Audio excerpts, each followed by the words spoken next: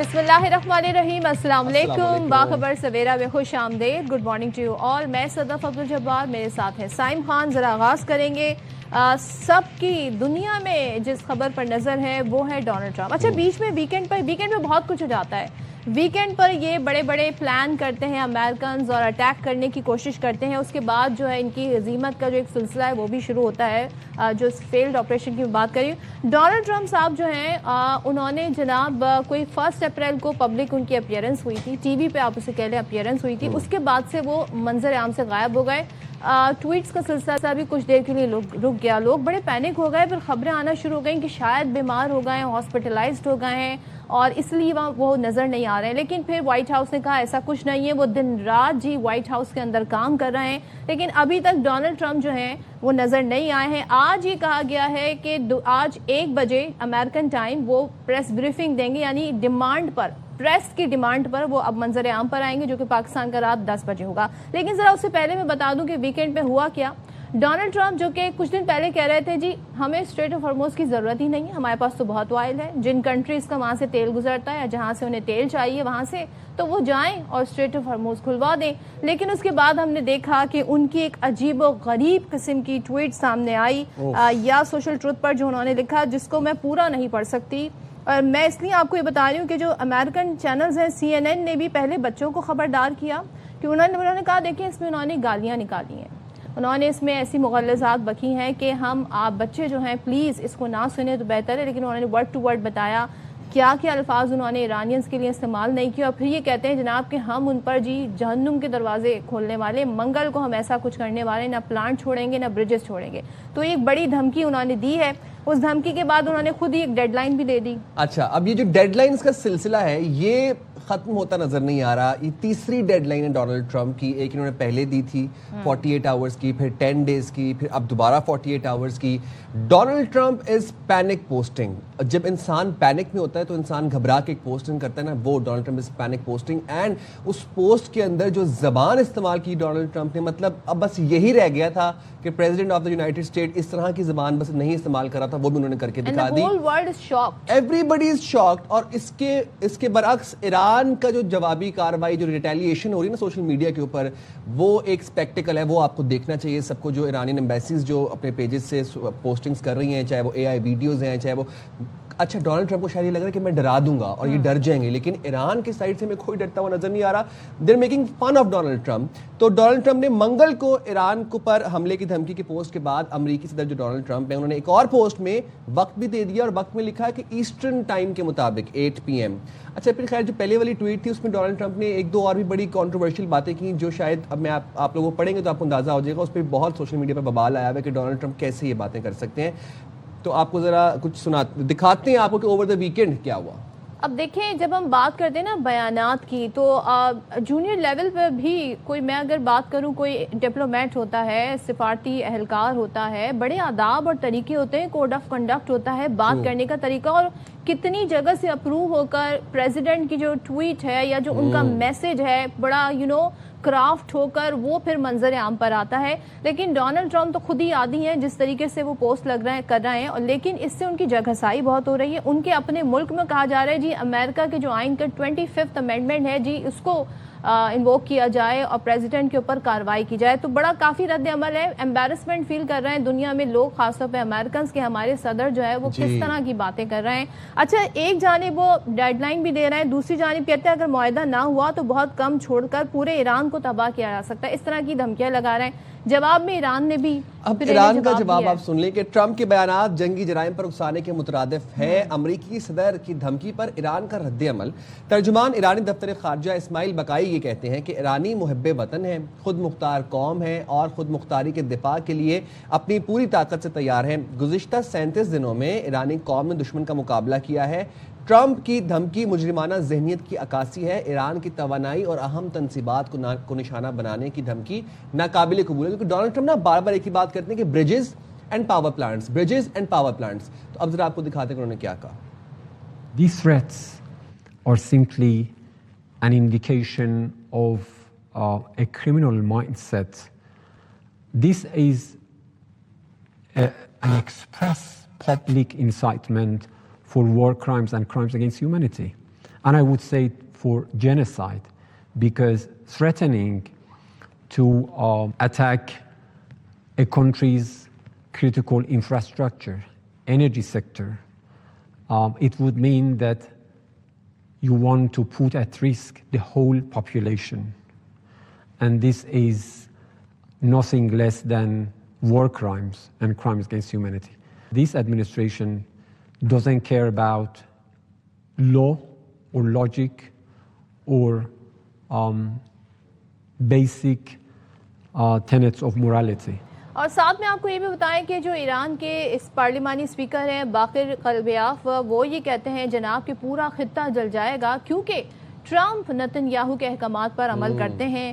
Speaker نے امریکی صدر کو مشورہ بھی دیا کہ وہ کوئی غلطی نہ کریں، جنگی جرائم سے کچھ حاصل نہیں ہوگا. اس تنازع کا واحد حل ہے کہ ایرانیوں کے حقوق کا احترام کیا جائے اور یہ خطرناک کھیل فوری طور پر ختم کیا جائے. اچھا اب ذرا آپ کو بتا دیتے ہیں کہ بالکل پلیز میں وہ پائلٹس والی کہانی میں آپ لوگوں کو وہ بتانا چاہتا ہوں. اس سے پہلے کہ آپ بتائیں، کل میں دیکھ رہی تھی کہ ایرانی ٹیلی ویژن پہ ڈسکس یہ ہو رہا ہے کہ جی 12 جہاز جو ہیں تباہ کیے. اچھا 12 جہاز، لیکن ڈونلڈ ٹرمپ انکاری ہیں. وہ یہ کہتے ہیں کہ ہم نے اپنا آرمی پرسنل، اپنا ایئر کیپیبلٹیز دکھا کے اپنے پائلٹس کو ایکسٹریکٹ کر لیا ہے اور وہ زندہ ہمارے پاس موجود ہیں. تو امریکی صدر ٹرمپ نے کہا کہ ایران نے امریکی پائلٹس کو اغوا کرنے کی کوشش کی جسے ناکام بنا کر پائلٹس کو بحفاظت ریسکیو کیا. اب اسرائیلی ٹی وی کو دیے گئے انٹرویو میں ڈونلڈ ٹرمپ نے بتایا کہ ایرانی فوج نے F-15 طیارے کو شولڈر فائر میزل سے نشانہ بنایا تو پائلٹس کو ایجیکٹ کرنا پڑا. ایک پائلٹ کو فوری اور دوسرے کی تلاش میں وقت لگا. اچھا اب ایٹ لیسٹ یہ تو وہ مان رہے کہ ہمارا ایک F-15 شولڈر فائر سے وہ شاٹ ڈاؤن ہوا ہے. اچھا اب ظاہر ہے یہ پیغام دیا ہے کہ وہ اب یہ سمجھ آ رہا ہے، ایران یہ کہہ رہے ہیں جی وہ ایرانی فورسز کے ہاتھ لگ گیا. ابتدائی طور پر شبہ یہ بتایا جا رہا تھا کہ جعلی سگنلز کے ذریعے امریکی ریسکیو ٹیموں کو جال میں پھنسانے کی کوشش کی گئی اور ہزاروں ایرانی فوجی مقامی افراد پائلٹ کی تلاش میں تھے. اب دیکھتے ہیں جناب یہ جو دعویٰ ہے، ایران نے پائلٹ کو ریسکیو کرنے کا امریکہ دعویٰ مسترد کر دیا ہے اور جو ان کے خاتم الانبیاء ہیڈ کوارٹرز کے ترجمان ہیں وہ کہتے ہیں امریکی مشن کو ناکام قرار دیتے ہیں. لڑاکا طیارے کے پائلٹ کو بچانے کی بے بس کوششیں ہوئیں جو کہ ناکام ہوئی. ایک پکچر بھی ہمارے پاس ہے جو کہ ایرانی سوشل میڈیا پہ اپلوڈ ہے جس میں وہ دکھا رہے ہیں باقاعدہ کہ پائلٹ کا وہ جو ڈیبری ہے وہ اور جو اسکل ہے جو بیسیکلی، اور یہ دیکھیں پائلٹ کا اسکل اور ساتھ جو ایئر کرافٹ کا ڈیبری ہے وہ نشاندہی کر کے بتا رہے ہیں کہ بھائی پائلٹ تو گیا، آپ نے کس کو ریٹریو کیا آ کے. ڈونلڈ ٹرمپ تو یہ کہہ رہے ہیں کہ ہم نے ریٹریو کر لیا، ایکسٹریکٹ کر لیا ہے. تو یہ جناب چل رہا ہے ڈونلڈ ٹرمپ کے بدلتے بیانات ہیں. ہمارے ساتھ موجود ہے بات کرنے کے لیے اس حوالے سے منصور جعفر صاحب. بہت شکریہ منصور صاحب، آپ نے پروگرام کے لیے وقت نکالا. ذرا یہ پائلٹ والی کہانی سے ہم آ جاتے ہیں کیونکہ یہ بڑا ایک معمہ بنا ہوا ہے. ایک A-10 وارتھاگ، اس کے بعد ایک F-15E، اس کے بعد پھر ایک US ہیلی کاپٹر جو کہ اسسٹ کر رہا تھا اس آپریشن کو، ایرانی C-130 جناب. تو اب یہ 3 شاٹ ڈاؤن ہو گئے اور یہ نہ صرف ایران کا دعویٰ ہے بلکہ یہ تو اب عالمی جریدے بھی اس بارے میں لکھ رہے ہیں اور اس کے اوپر سے ڈونلڈ ٹرمپ کے بدلتے بیانات. سر آپ کیسے دیکھ رہے ہیں اور آپ کو لگ رہا ہے کہ اب یہ جنگ کہیں پہ رک رہی ہے؟ کنفرمیشن کیا ہو رہی ہے یہ پوچھ رہے ہیں. ہاں آپ کو لگ رہا ہے کہ مطلب یہ باقی شاٹ ڈاؤن ہوئے ہیں طیارے؟ اچھا منصور صاحب ہمارے ساتھ سے رابطہ کریں گے، لیکن آپ یہ دیکھیں کہ یہ ایک دن کے تعداد ہے جہاز گرنے کی. جو اب تک جو جنگ پوری شروع ہوئی اس میں اب تک ایران یہ دعویٰ کر رہا ہے کہ ہم نے 12 ان کے. منصور جعفر صاحب نے ہمیں جوائن کیا. تھینک یو سو مچ منصور صاحب. سب سے پہلے تو بتائیے گا ایران کی طرف سے دعویٰ ایک تو پائلٹ کے حوالے سے بھی، دوسرا جہازوں کے گرنے کے حوالے سے بھی، یہ جو 24 گھنٹے میں جو کارروائی ہوئی ہے، کچھ آپ اس حوالے سے کنفرم رپورٹ بتا سکتے ہیں کہ میڈیا، کون سے میڈیا کیا بتا رہا ہے، کس پہ ریلائی کیا جا سکتا ہے؟ امریکنز کچھ کہہ رہے ہیں، ایرانی کچھ کہہ رہے ہیں. جی یقیناً جنگ کے دنوں میں متضاد کلیم اس نوعیت کی ایکٹیویٹیز کے حوالے سے سامنے آتے ہیں، لیکن اس وقت میں سمجھتا ہوں جو جہاز گرائے جانے کا واقعہ ہے وہ یقیناً ایک اس پر درستگی معلوم ہوتی ہے، کیونکہ ویسے تو ایران کے پاس اس نوعیت کا کوئی میزائل شکن سسٹم اس وقت نہیں ہے کہ جس سے جہاز وغیرہ گرائے جا سکے، لیکن کیونکہ یہ جتنے بھی ریسکیو آپریشنز ہوتے ہیں یہ بڑے ہی لو آلٹیٹیوڈ پہ کیے جاتے ہیں اور اس وجہ سے غالب امکان یہی ہے کہ ایران کی جو دیگر جو کوئی جنہوں نے استعمال کیا اس کے نتیجے میں یہ جو 3 جہاز آپ ڈیفائن کر رہے ہیں وہ گرے ہیں اور اس کے ڈیبریز وغیرہ کی تصویریں بھی اس وقت بین الاقوامی میڈیا میں موجود ہیں. جہاں تک ان کے پائلٹ کو ریسکیو کرنے کا سامان ہے تو وہ بھی ایک انکنفرمڈ ایکٹیویٹی ہے، کیونکہ اس وقت تک ڈونلڈ ٹرمپ صاحب انہیں شدید زخمی قرار دے کے کہہ رہے ہیں جی ہم نے وہاں سے نکال لیا ہے، لیکن اگر کوئی ایسی صورتحال ہو تو کم از کم انہیں کسی ایسے ہاسپٹل میں لے جاتا ہوا دکھایا جانا چاہیے وہاں ان کو زیر علاج دکھانا چاہیے اگر وہ زخمی بھی ہیں. لیکن کیونکہ اس وقت تک جو اطلاعات متضاد آ رہی ہیں اس سے غالب امکان یہی لگ رہا ہے کہ اس کارروائی کے دوران ویسے بھی تقریباً 2 راتیں جو ہیں وہ انہوں نے ایک ایسے اجاڑ بیابان جگہ میں گزاری ہیں کہ جہاں زندگی کا برقرار رہنا جو ہے مشکل ہے, خاص طور پہ اتنی بلندی سے جب آپ گرتے ہیں. تو ایسی صورت میں ابھی کوئی مصدقہ طور پر ان کی زندگی یا موت کے حوالے سے کوئی بات نہیں کہی جا سکتی, لیکن جو قرائن بتا رہے ہیں جس طریقے حادثہ ہوا ہے اور سارے معاملات اس کو دیکھتے ہوئے اور خاص طور پہ ڈونلڈ ٹرمپ صاحب کا اس بات کا اعتراف کہ وہ شدید زخمی ہیں, تو اب ان کی جو ہیلتھ اپ ڈیٹ ہے یقیناً اگر وہ نہیں آتی تو یہی بات درست تسلیم کی جائے گی جو اس وقت آپ کی اسکرین پہ فوٹیجز دیکھی جا رہی ہیں. آپ کا پوائنٹ آ گیا. اچھا منصور صاحب, یہ ہم کچھ یہ وار ڈائنامک سمجھنا چاہ رہے ہیں کہ اب یہ وار جا کس طرف رہی ہے. ڈونلڈ ٹرمپ ایک طرف بات ہوتی ہے امریکہ کی جانب سے کہ مذاکرات ہو رہے ہیں, پیغامات آ رہے ہیں ایران کی جانب سے, جس کی تو ایران کلیئرلی تردید بھی کرتا ہے, لیکن بات ایک طرف مذاکرات کی چل رہی ہے, ایک طرف ڈونلڈ ٹرمپ اب تیسری ڈیڈ لائن بھی دے چکے ہیں. منگل کو وہ کہتے ہیں کہ اگر اسٹریٹ آف ہارمز نہ کھلا تو پھر ایران کے پل اور جو انرجی تنصیبات ہیں وہ تباہ کر دیں گے. دوسری بات یہ ہے کہ ایک طرف کچھ ہی دن پہلے ڈونلڈ ٹرمپ یہ کہہ رہے تھے کہ مجھے اسٹریٹ آف ہارمز سے کوئی لینا دینا نہیں ہے, جن ممالک کا یہاں سے اشیاء آتی ہیں یا جو تیل آتا ہے, سپلائی آتی ہے, ان کے جہاز آتے ہیں, وہ دیکھیں, وہ جانیں اور اسٹریٹ آف ہارمز جانیں. آج ڈونلڈ ٹرمپ کل کہہ رہے ہیں کہ پھر دوبارہ سے کہ اسٹریٹ آف ہارمز ایران کھولے ورنہ ہیل انلیش کر دیں گے. ڈونلڈ ٹرمپ چاہ کیا رہے ہیں اور کون موٹیویٹ کر رہا ہے ڈونلڈ ٹرمپ کی وار ٹائم ڈیسیژنز کو؟ یہ ڈونلڈ ٹرمپ صاحب جو ہے وہ ایک سیلف پروپیلڈ گن ہے, وہ خود ہی کارروائی کرتے ہیں اور خود ہی اپنا گولہ لوڈ کرتے ہیں اور خود ہی اس کو داغ دیتے ہیں. ڈونلڈ ٹرمپ صاحب کو کسی سسٹم کی, کسی سپورٹ کی ضرورت نہیں ہے, حالانکہ وہ جس ملک کے صدر ہیں وہاں پہ ایک پورا اسٹیبلشمنٹ کا نظام ہے, وہاں پہ کانگریس ہے, وہاں پہ ان کا پینٹاگون ہے, وہاں پہ ان کی CIA ہے, وہاں پہ ان کی FBI ہے, لیکن وہ تمام کے تمام ان اداروں کو جو ہے وہ تج کے تمام فیصلے جو ہیں وہ اپنی ذاتی ویبس پہ اپنی ذاتی خواہش پر کرتے ہیں. بنیادی طور پہ یہ جو آپ کو ڈیڈ لائن میں ایک ایکسٹینشن دکھائی دے رہی ہے اس کی بنیاد یہی ہے کہ بیک اینڈ پہ بہت ایکسٹینسو ڈپلومیسی جاری تھی, کیونکہ عام طور پہ ڈونلڈ ٹرمپ صاحب جو ہے وہ اپنی جو سوشل میڈیا پوسٹ ہے اس کے ذریعے اور ٹویٹس کے ذریعے ایک فوگ کریٹ کرنے کی کوشش کرتے ہیں تاکہ جو بیک اینڈ پہ ہونے والی سفارتکاری ہے اس کی بھنک میڈیا کو نہ پڑ جائے اور کسی طریقے سے حقیقت حال معلوم نہ ہو جائے, اور وہ ایک دباؤ برقرار رکھنے کے لیے اس نوعیت کی دھمکیاں, اس نوعیت کی جو سخت بات جو ہے, ایون جیسے آپ نے اپنے انٹرو میں بتایا کہ انہوں نے جو اب کل ٹویٹ کی ہے وہ کم از کم انتہائی غیر شائستہ ٹویٹ ہے جی, تو اس حوالے سے اس نوعیت کا جو وہ ایک ماحول کریٹ کرتے ہیں.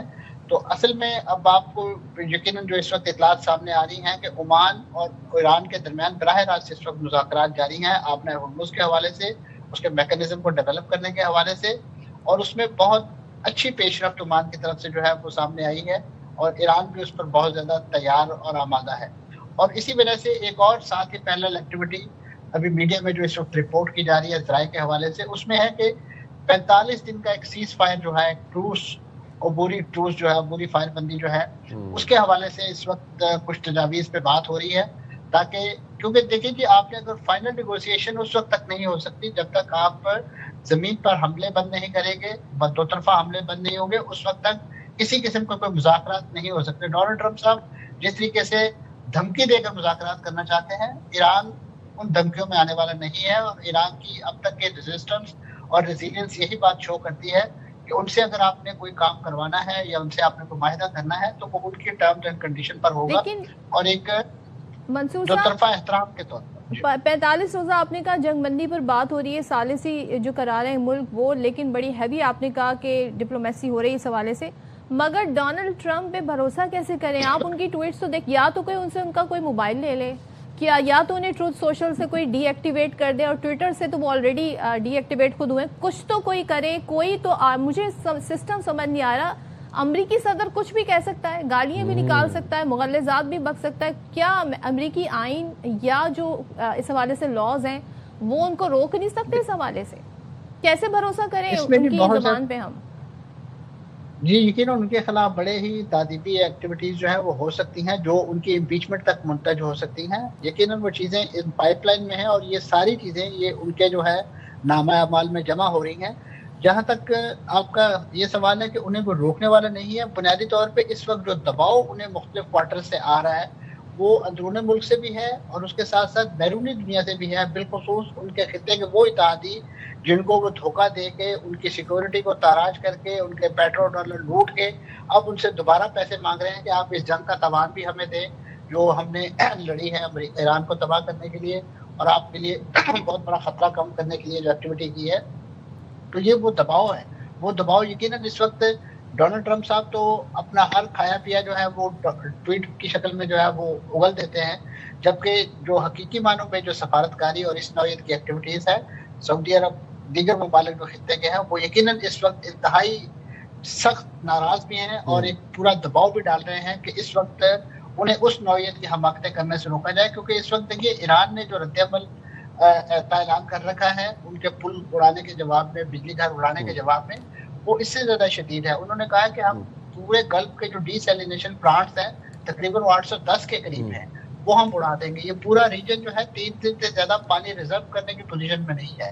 یہاں پہ جو ہاہاکاری مچے گی وہ شاید پھر دنیا جو ہے یہ آبنائے ہرمز کو بھول جائے گی اور پھر شاید وہاں پہ آپ کو جو مختلف جو واٹر سپلائی سروسز ہیں وہ مہیا کرنی پڑے گی تاکہ اس صحرا کے اندر جو بنے ہوئے بڑے اسکائی اسکیپر ہیں اور شیشے کے گھر بنے ہوئے ان میں زندگی۔ منصور جعفر صاحب ایک چھوٹی سی بات بتائیے گا کہ ایران نے جو شرائط سامنے رکھی تھی اس میں ایک شرط یہ بھی تھی کہ کمپنسیشن پے کرنی پڑے گی یو ایس کو جتنا بھی وار میں ڈیمیج ہوا ہے۔ اب ایک سینئر ایرانی آفیشیل نے یہ چیز کنفرم کی ہے سنڈے کو کہ اب اسٹریٹ آف ہرمز تب تک نہیں کھلے گا جب تک فلی کمپنسیشن نہیں ہو جاتی فار دا وار ڈیمیجز۔ اب یہ جو کمپنسیشن ہے کیا یہ Iran through strait of Hormuz پوری کرے گا یا پھر ایران ایکسپیکٹ کر رہا ہے کہ امریکہ پے کرے گا؟ دیکھیں جی، جیسے مذاکرات سے پہلے اپنی آپ بہت زیادہ ڈیمانڈز کو ہائی کرتے ہیں، بیسیکلی اپنے آپ کو مذاکرات میں ایک ہیوی ویٹ پوزیشن میں لانے کے لیے یہ اسی نوعیت کے اعلانات ہیں۔ ابھی آبنائے ہرمز کے حوالے سے یعنی کوئی اس طریقے سے تیقن سے بات نہیں کی جا سکتی کہ اس کا فیوچر میکانزم یا کنٹرول کیا ہوگا۔ یقیناً یہ ایک آپشن موجود ہے کہ اگر ایران کو اس کی خاص طور پہ جو عالمی پابندیوں کے نتیجے میں پہنچنے والے نقصان کو کمپنسیٹ کرنا ہے تو دس از ون آف دا وے۔ اس میں کسی کی جیب سے پیسہ نہیں جانا، خاص طور پہ اسی طریقے سے جیسے آپ نے پاناما کنال کے لیتے ہیں، ٹول لیتے ہیں، آپ باسفورس کا لیتے ہیں، آپ اسی طریقے سے نہر سویز کا لیتے ہیں، تو یہ بھی ایک ایگزامپل بن سکتی ہے۔ اور اس کے لیے کیونکہ آنے والے دنوں میں یہ علاقہ اگر یہ کھل پہ جائے گا تو یہ اتنا زیادہ سیکیور نہیں رہے گا، یہ ہر وقت ایران کے تھریٹ میں رہے گا، اور خاص طور پہ اس وقت کیونکہ یہ دو ملکوں کے انٹرنیشنل واٹر وے ہے، یہ کسی ایک ملک کا حصہ نہیں ہے، یہ عمان اور ایران یہ دونوں کے ٹیریٹوریل واٹر ہے، یہ بین الاقوامی پانی نہیں ہے کہ جس میں ہر بندہ جو ہے آزادانہ نقل و حرکت کر سکتا ہے۔ یہ ایران اور عمان کی باہمی رضامندی سے ہی یہاں سے ٹریفک گزرے گی اور گزرتی تھی۔ اب کیونکہ جنگ کے دن ہیں، اس میں ایران کا پلڑا بھاری ہے، ایران کے پاس جو اپنی جغرافیکل لوکیشن ہے وہ اس کی بڑی ہی فیور میں ہے، جس کو وہ اس وقت فلی یوٹیلائز کر رہا ہے اور جس کی وجہ سے امریکہ ہم دیکھ رہے ہیں اسی وجہ سے جو ہے ظاہر ہے اس پوری جنگ میں ایران کو اپر ہینڈ بھی حاصل ہے۔ تھینک یو مچ منصور جعفر صاحب ہمیں صورتحال سے آگاہ کرنے کے لیے۔ اور دیکھیں جی، دعوے تو ڈونلڈ ٹرمپ جو بھی کریں، مگر آج میں یہ دیکھنا چاہوں گی کہ ڈونلڈ ٹرمپ جی کیا اعلان کرتے ہیں۔ بڑا اس پریس بریفنگ کا شور مچایا جا رہا ہے، اس سے پہلے انہوں نے کبھی کہہ دیا جی ہم جو ہے ایسی تباہی کریں گے ایران میں، پھر ڈیڈ لائن بھی دے دی ہے، بہت کچھ ہو رہا ہے۔ اچھا جی، خطے میں جو ایک مذاکرات کا ایک ڈائلاگ کی طرف لانے کی بات ہو رہی ہے، ایک ثالثی کی بات ہو رہی ہے، سازگار ماحول کے قیام کے لیے پاکستان کا بڑا امپورٹنٹ رول ہے، ساتھ ہی دیگر ممالک بھی سفارتی کوششیں کر رہے ہیں۔ وزیر خارجہ اسحاق ڈار، سعودی وزیر خارجہ شہزادہ فیصل بن فرحان سے اہم رابطہ ہوا، خطے کی تازہ ترین صورتحال پر بات چیت ہوئی اور امن کے لیے مشترکہ کوششوں پر زور دیا گیا ہے۔ ساتھ ہی جی ایرانی ہم منصب عباس عراقچی کا ٹیلی فونک رابطہ بھی ہوا، اسحاق ڈار سے خطے کی بدلتی صورتحال پر تبادلہ خیال بھی ہوا اور مسائل کے حل کے لیے مذاکرات اور سفارتکاری پر زور دیا۔ اچھا، پھر ساتھ ساتھ مصری وزیر خارجہ نے نائب وزیر اعظم اسحاق ڈار، امریکی ایلچی اسٹیو وٹکوف، ایران اور ترکی سمیت علاقائی ہم منصبوں کے ساتھ ٹیلی فونک رابطہ کیا، جن میں خطے میں کشیدگی کم کرنے اور تجاویز پر تبادلہ خیال کیا گیا۔ رابطوں کا مقصد تھا کہ مشرق وسطیٰ میں جاری بحران کے حل کے لیے سفارتی کوششیں تیز کی جائیں۔ آلسو آپ کو یہ بھی بتا دیں، ایک چیز چھوٹی سی مس ہو گئی کہ روس had a telephone call with the president of United States America، اور روس نے یہ بات کلیئرلی امریکہ کو بتائی ہے کہ آپ جو آپ کی تڑیاں ہیں نا ان کو بند کریں، ان کو کنٹرول کریں گے تبھی مذاکرات کی طرف بات جائے گی۔ یہ آپ جو رات کو اٹھ کے اور ایک دم سے پوسٹ ڈال دیتے ہیں، اس سے مذاکرات نہیں ہوں گے۔ بات کر لیتے ہیں سابق سفیر مسعود خالد صاحب ہمارے ساتھ موجود ہیں۔ تھینک یو سو مچ مسعود صاحب ہمیں جوائن کرنے کے لیے۔ سب سے پہلے تو بتائیے گا، پاکستان ہو گیا، مصر ہو گیا، دیگر ممالک جنگ بندی کے لیے کوششیں کر رہے ہیں، مذاکرات کا ماحول بنا رہے ہیں، آپ کو لگتا ہے کہ اس میں کامیابی ہو رہی ہے؟ کیونکہ ڈونلڈ ٹرمپ مجھے لگتا ہے ہر ایک پیش رفت جو ان کی طرف جاتی ہے اس پہ پانی پھیر دیتے ہیں جب اس طرح کی ٹویٹس کرتے ہیں تو یا اس طرح کے سوشل میڈیا پر پیغامات پوسٹ کرتے ہیں. آپ کی اسیسمنٹ کیا ہے یا آپ کے پاس انفارمیشن کیا ہے؟ جی شکریہ. دیکھیے میرے پاس کوئی انفارمیشن نہیں ہے، اتنی انفارمیشن ہے جو انٹرنیشنل میڈیا یا لوکل میڈیا میں آ رہا ہے. لیکن ایک بات تو ظاہر ہے کہ جو بھی ایفرٹ ہو رہی ہے اور بیہائنڈ دا سین ڈپلومیسی چل رہی ہے، رابطے ہیں، وزیر خارجہ کے بھی رابطے ہیں ان کے کاؤنٹر پارٹ سے جو ریلیونٹ فارن منسٹر وغیرہ ہیں، اور دوسرے باقی بین الاقوامی طور پہ بھی دنیا جو ہے وہ امریکن ایڈمنسٹریشن کے ساتھ ان کا ٹچ ہے. لیکن یہ جو ہر 12 گھنٹے کے بعد ایک ٹویٹ آتی ہے، بڑی سویپنگ قسم کی اسٹیٹمنٹ آتی ہے پریزیڈنٹ ٹرمپ کی طرف سے، تو وہ ہر چیز کے اوپر پانی پھیر دیتی ہے. اس وقت مجھے لگتا ہے یہ ہے کہ جو یہ ڈپلومیسی کی کوششیں ہو رہی ہیں یہ ایک چل تو رہی ہیں، لیکن اس میں پیش رفت اس لیے نہیں ہو پا رہی کہ امریکن ایڈمنسٹریشن یا صدر ٹرمپ جو ہیں وہ کلیئر نہیں ہے، اور وہ ابھی بھی چاہ رہے ہیں کہ دھونس اور طاقت کے ذریعے جو ہے ایران کے اوپر کوئی جو ہے وہ امپوز کیا جائے جو ہے سیٹلمنٹ. تو ظاہری بات ہے ایران نے تو ابھی ٹٹ فار ٹیٹ کیا ہے، اور ایران تو بالکل کیپیچولیٹ نہیں کر رہا، بلکہ وہ تو اس نے اور بھی ڈیمانڈس کی ہوئی ہیں. تو یہ صورتحال جو ہے خطرناک ہے، لیکن اس کا یہ مطلب نہیں ہے کہ ڈپلومیٹک ایفرٹس نہیں ہو رہی ہیں. اور پاکستان تو شروع دن سے اس کوشش میں ہے کہ کسی طریقے سے مصالحت ہو، کسی طرح سے ڈائلاگ جو ہے وہ شروع ہو. اور آپ دیکھیں کہ ہم نے کتنا پرویکٹیو رول پلے کیا ہے. ہم نے یہاں میٹنگ کروائی، 4 وزرائے خارجہ کی یہاں میٹنگ ہوئی، اس کے بعد وزیر خارجہ چین گئے، وہاں پر ایک بہت اچھا 5 رکعتی منصوبہ جو تھا وہ پیش کیا گیا. اور میرا خیال ہے کہ اگر پریزیڈنٹ ٹرمپ صاحب ان کی ایڈمنسٹریشن اس 5 رکعتی منصوبے کو بیس بنا کر بات چیت کے لیے تیار ہو تو اس پہ خاصی پیش رفت ہو سکتی ہے وقت کے ساتھ ساتھ. لیکن بات یہ ہے نا کہ وہ پہلے تو سیز فائر ہو، اگر اٹیکس ہو رہے ہیں اور اسرائیل جو ہے وہ اٹیک کر رہا ہے اور اس کے کاؤنٹر اٹیکس ہو رہے ہیں، تو وہ پھر بات چیت کیسے شروع ہوگی؟ جنگ بندی کے بغیر تو بات چیت، تو یہ تو امریکہ کو انیشیٹو لینا پڑے گا. حملہ انہوں نے ہی کیا ایران کے اوپر، ایران نے حملہ نہیں کیا تھا، نہ ایران کو خطرہ ہے اس مفروضے کے اوپر کہ ایران امریکہ کے لیے خطرہ ہے، ایران کے اوپر حملہ کر دیا گیا. نہ کوئی انٹرنیشنل لا، نہ کوئی یو این چارٹر، نہ انٹرنیشنل ہیومینیٹیرین لا، اور دھجیاں بکھیر دی ہیں اس سپر پاور نے. اور اس وقت جو ہے دنیا کو ایک ایسے یعنی کہ نہج پہ، ایک ایسے پوائنٹ پہ لے کے جا رہے ہیں جہاں کہ کسی کو کوئی نہیں پتا کہ 12 گھنٹے اور 24 گھنٹے میں آئندہ کیا ہونے والا ہے. بالکل یو رائٹ. یہ وہ جنگ ہے جو ایران پر مسلط کی گئی ہے امریکہ اور اسرائیل کی جانب سے. لیکن مسعود صاحب، پاکستان دن رات سفارتی کوششیں کر رہا ہے، وزیر خارجہ اپنے کاؤنٹر پارٹ سے دن رات ٹیلی فونک رابطوں پہ ہیں. ہم بھی دیکھ رہے ہیں کہ پاکستان کی زبردست بیک چینل ڈپلومیسی چل رہی ہے. بٹ ایسے میں ڈونلڈ ٹرمپ کی جو انکنسسٹنٹ بیانات آ رہے ہیں، اور اس کے بالکل اگر ہم دیکھیں سائملٹینیسلی ایران کی ایک سب سے اہم جو شرط ہے وہ یہ ہے کہ ایران کو گارنٹیئر چاہیے. تو گارنٹیئر کون ہوگا یہ ہم ذرا آپ سے سمجھنا چاہیں گے، اور کون ڈونلڈ ٹرمپ کی گارنٹی دے سکتا ہے ایسے حالات میں؟ کون دے سکتا ہے جی ان کی گارنٹی جو 12 گھنٹے کے بعد ایک نیا اسٹیٹمنٹ دیتے ہیں؟ کوئی بھی گارنٹی نہیں دے سکتا. اس کا طریقہ ہوتا ہے بین الاقوامی قانون میں کہ وہ یونائٹڈ نیشنز ہے، اور اگر اس طرح کا کوئی ایگریمنٹ ہوتا ہے پارٹیز کے درمیان جن کے درمیان لڑائی ہو رہی ہے، تو یونائٹڈ نیشنز کی سیکیورٹی کاؤنسل جو ہے وہ ایک ریزولوشن پاس کرتی ہے جس میں یہ سارے ایلیمنٹس آئیں گے کہ کیا کس کی کیا اوبلیگیشن ہے، کس کی کیا رسپانسبلٹی ہے، ایران کی کیا رسپانسبلٹی ہے، امریکہ کی کیا ہے، اسرائیل کی کیا ہے، اور وہ کسی حد تک انفورسبل ہو سکتی ہے. حالانکہ آپ نے دیکھا کہ نہ یہ سلامتی کاؤنسل کی پرواہ کرتے ہیں خود، حالانکہ پرماننٹ ممبر ہیں، نہ یہ یونائٹڈ نیشنز کی پرواہ کرتے ہیں، نہ یہ انٹرنیشنل اوپینین کی پرواہ کرتے ہیں. لیکن وہ کسی حد تک ایک یعنی کہ ایک ریسٹریننگ ایفیکٹ اس کا ہوتا ہے، تو وہ ہو سکتا ہے. ادروائز تو جو پارٹیز کے درمیان ایگریمنٹ ہو، جیسے اب انڈیا اور پاکستان کے درمیان ہے کہ سیز فائر چلتی رہی مثلا، تو وہ ہمارا ایک انڈرسٹینڈنگ تھی نا، ہمارے جو دونوں ممالک کے درمیان ہے وہ سیز فائر چلتی رہی. پچھلے سال سے پہلے کی بات میں کر رہا ہوں، تو وہ چلتی رہی. اس کو تو کوئی سیکیورٹی کاؤنسل نے تو گارنٹی نہیں دی تھی، لیکن دونوں پارٹیز نے یہ طے کیا کہ نہیں، یہ سیز فائر جو ہے اس کو ہم نے یعنی کہ فالو کرنا ہے.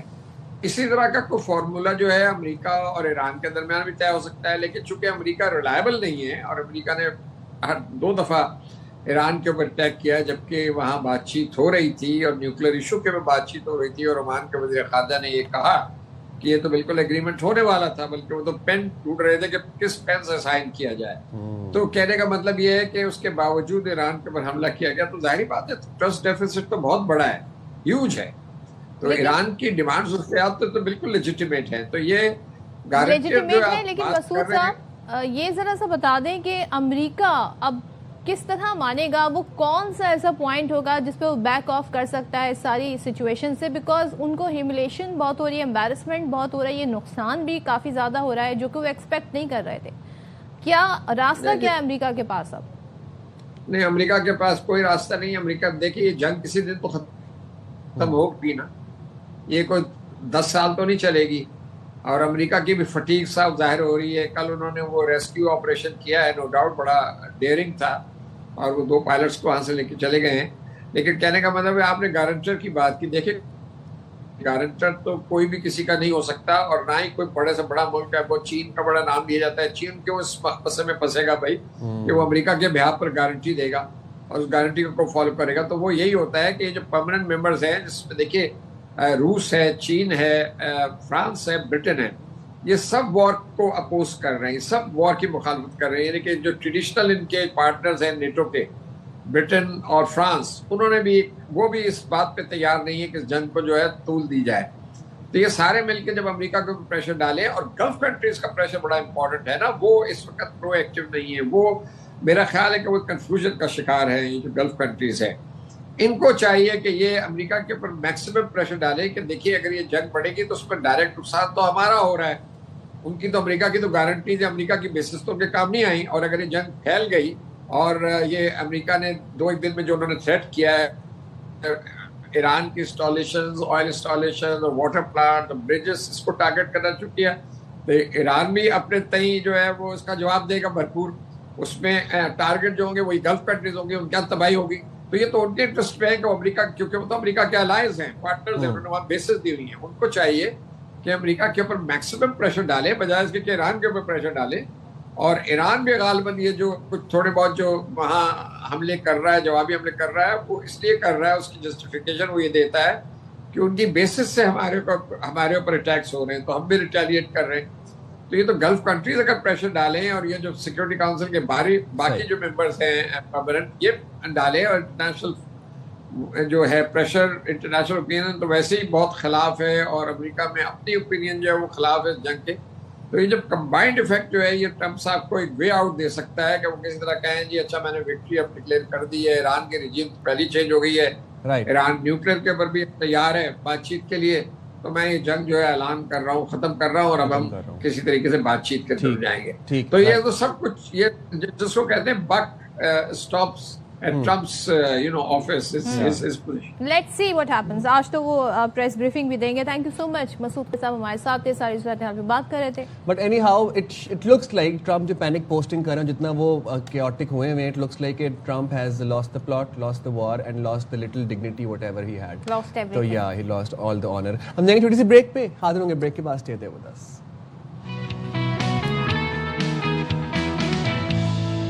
Welcome back once again. بات کریں گے پی ایس ایل سیزن 11 کی. میچز جاری ہیں اور اب میچز جو ہیں بڑے انٹرسٹنگ ہوتے جا رہے ہیں، اور ہم نے دیکھا جی ملتان سلطانز نے کوئٹہ گلیڈیٹرز کو شکست دے کر اپنی تیسری کامیابی حاصل کر لی ہے. تو ملتان سلطان بھی زبردست طریقے سے آگے بڑھ رہی ہے. کوئٹہ کے دونوں اوپنرز صرف 15 رنز پر چلے گئے. اچھا یہ بڑا سیڈ سین ہوا، اور تاہم کپتان سعود شکیل نے نمبر 3 پر آ کر نصف سینچری کی. بیون جیکبز نے 43 اور احمد دانیال نے تیز رفتاری سے 22 رنز بنا کر ٹیم کو 7 وکٹ پر چلے 161 رنز پر پہنچا دیا. جواب میں ہوا کیا جی، ملتان سلطانز کے جو اوپنرز ہیں انہوں نے شاندار آغاز کیا، اور جو ہم کہتے ہیں نا جی T20 میں پاور پلے، تو انہوں نے پاور پلے میں 83 رنز بنا کر ٹیم کی مضبوط بنیاد رکھی. یہ ایک بڑا امپورٹنٹ پوائنٹ ہوتا ہے جو ہم مس کر جاتے ہیں. اچھا، اسٹیو اسمتھ نے اپنے پی ایس ایل کیریئر کی پہلی نصف سینچری بنائی. ابرار احمد اور عثمان طارق کو کوئی وکٹ حاصل وہ نہ کر سکے. حسن نواز نے 2 کھلاڑیوں کو آؤٹ کیا، اور ملتان سلطان سے ایسے 4 وکٹ پر 161 رنز کا ہدف 15 گیند پہلی مکمل کر کے میچ اپنے نام کر لیا. ذرا آپ کو دکھاتے ہیں کچھ ملتان سلطان کی ہائی لائٹس بھی دکھاتے ہیں آپ کو میچ کی، دیکھیے گا. اچھا جی، آج ملتان سلطانز اور راول پنڈیز کے درمیان میچ ہوگا. یہ بڑا اہم میچ ہوگا. تو چلیں جی ساری صورتحال پر بات کر لیتے ہیں. ہم ذرا ہمارے ساتھ موجود ہیں नुमाइंदे खुसूसी बराए खेल शाहिद हाशमी। शाहिद साहब बहुत शुक्रिया, और ज़रा आपसे मैं जानना चाहूँगी कोयटा ग्लैडिएटर्स के जो ओपनर्स हैं इतने कम रन्स पर आउट हो गए हैं। ज़ाहिर है हम देखते हैं प्रॉब्लम हमारी कौमी टीम में भी है, अब हम PSL में भी देख रहे हैं। ऐसा क्या प्रेशर था कि 15 रन्स पर ही दोनों खिलाड़ी आउट हो गए? क्या कहेंगे आप इनकी परफॉर्मेंस पे? वाकई प्रेशर लिया कोयटा के ओपनर्स ने, और कोयटा ने जिस तरह ओपन करवा रहे थे सऊद शकील से, उन्हीं से करवानी चाहिए थी। ख्वाजा नाफे को 3 नंबर पे या 4 नंबर पे लेके आना चाहिए था, लेकिन वो मुख्तलिफ कॉम्बिनेशन ट्राई कर रहे हैं। अभी अर्ली स्टेजेस हैं इस टूर्नामेंट के, लेकिन अब वो 4 में से 3 मैच हार गए, इसलिए अब उन्हें अपने वापस उसी कॉम्बिनेशन पर जाना पड़ेगा। कोयटा के साथ ये प्रॉब्लम मेन हो रहा है कि एक तो उनकी बैटिंग इतना स्कोर नहीं कर रही, और फिर दूसरे उनके जो 2 अहम हथियार थे, जो 2 अहम स्पिनर हैं अबरार और उस्मान तारिक, वो इतनी अच्छी कारकर्दगी नहीं दिखा रहे। कल भी दोनों के 8 ओवर में 71 रन बने और दोनों में से किसी को भी विकेट नहीं मिली। ये 2 उनके वो स्पिनर हैं जो मिडिल ओवर्स में और ऊपर से आकर आउट करते हैं और कोयटा ग्लैडिएटर्स को कामयाबी दिलवाते हैं, लेकिन उनकी कारकर्दगी अभी इतनी अच्छी नहीं है, इसीलिए कोयटा ग्लैडिएटर्स स्ट्रगल कर रही है। और फिर कल उनका एक बॉलर भी कम हो गया, अहमद दानियाल बैटिंग के दौरान अनफिट हो गए थे, हैमस्ट्रिंग इंजरी हो गई उन्हें और वो बॉलिंग नहीं करा सके, तो उसका भी कोयटा को नुकसान हुआ। अच्छा शाहिद भाई, हम ही देख रहे हैं कि मुल्तान सुल्तान्स की ये तीसरी फतह है, और उनकी बैटिंग हो बॉलिंग हो उनकी कारकर्दगी को आप कैसे एनालाइज करते हैं? ऑल्सो आपको लगता है कि मुल्तान सुल्तान्स न्यू ओनर की क़यादत में अच्छा इस दफ़ा परफॉर्म करी, ग्राफ कुछ अप जा रहा है? बहुत ही अच्छा परफॉर्म कर रही है, और उन्होंने अपने एक तरह से नाम की लाज रख रखी है। मुल्तान ने PSL के पिछले जो एडिशंस है उसमें बड़ी अच्छी कारकर्दगी दिखाई है। पिछला टूर्नामेंट उनके लिए इतना अच्छा नहीं था, वो सारे मैचेस हार गए थे और आखिरी नंबर पर रहे थे, लेकिन फिर ओनर्स चेंज हुए। शुरू में तो नाम भी चेंज था, सियालकोट स्टैलियंस थी इस टीम का नाम, लेकिन फिर इसको अब दोबारा उन्होंने मुल्तान सुल्तान का नाम दिया। और उनके ओनर जो नए ओनर है गौहर शाह, उन्होंने कहा था कि हम फियरलेस क्रिकेट खेलेंगे, हम एक नई दिखाएंगे अप्रोच। वो अप्रोच वाकई नज़र आ रही है, और ऑस्ट्रेलियंस मेंटेलिटी नज़र आ रही है। कप्तान उनके ऑस्ट्रेलियन है एस्टन टर्नर, स्टीव स्मिथ जिस तरह खेल रहे हैं, पीटर सिडिल 41 साल की उम्र में इस तरह बॉलिंग कर रहे हैं, और उनके जिस तरह मैंने कहा ओनर गौहर शाह ने ये वादा किया था कि वो फियरलेस क्रिकेट खेलेंगे, तो उसी तरह की क्रिकेट खेल रहे हैं, और 4 में से 3 मैच जीते हैं। कल का मैच भी उन्होंने बहुत ज़बरदस्त अंदाज से जीता, और उनके लिए साहबजादा फरहान बहुत ही कमाल की बैटिंग कर रहे हैं, 1 सेंचुरी भी बना चुके हैं। तो ओवरऑल उनकी कारकर्दगी इसलिए भी बहुत अच्छी है कि उसमें ऑस्ट्रेलियन मेंटालिटी नज़र आ रही है। टिम पेन जो ऑस्ट्रेलिया के साबिक कप्तान है, वो उनके कोच हैं। अच्छा, और आज की जरा बात कर लेते हैं। मुल्तान सुल्तान रावलपिंडी इसके खिलाफ मैच खेलेंगे, आपके ख्याल में मैच कैसा होगा? अब तक की जो परफॉर्मेंस देखी हमने दोनों टीमों की। पिंडीज को वापस आना है इस लीग में, 3 के 3 मैच हारे हैं, 224 रन करने के बाद भी वो हार गए। मुल्तान सुल्तान ने उन्हें काफ़ी टफ टाइम दिया हुआ था। अब दोबारा अब मुल्तान सुल्तान से उनका अब मैच है, तो उनको देखना पड़ेगा। उनको 3 मैच हारे में पिंडीज, वो उनको अगर स्टेज करनी, कमबैक स्टेज करनी है। और रिजवान उनके कप्तान है जिनका रिकॉर्ड बहुत अच्छा था, लेकिन अब वो मुस्तकिल मैच हार रहे हैं। पिछले साल वो मुल्तान सुल्तान के मैच हारे थे, 14 में से 13 मैच उनकी कप्तानी में दोनों टीमें हार चुकी हैं, जो पिछली मुल्तान सुल्तान थी और अब की पिंडीज। तो पिंडीज को वापस आना है, उनको अपनी कॉम्बिनेशन देखनी है, थोड़ा बहुत उन्हें चेंज करना पड़ेगा अपनी टीम को। अगर रिजवान ओपनिंग में अच्छा नहीं कर रहे तो अब्दुल्ला फजल एक उनके पास बहुत अच्छे ओपनर हैं, हार्ड हिटिंग ओपनर हैं, उनसे ओपन करवाया जाए। यकीनन उनकी मैनेजमेंट बहुत अच्छी है। उनके पास जस्टिन कैंप जो साउथ अफ्रीकन है वो कोच हैं, अब्दुल रहमान उनके पास हैं, उनके डगआउट में इंजमामुल हक जैसा खिलाड़ी बैठा है, तो यकीनन वो कुछ चेंज करेंगे और चेंज करने के बाद अच्छी कारकर्दगी दिखाएंगे, इसलिए कि उनको बहुत ज़रूरत है पहली जीत की।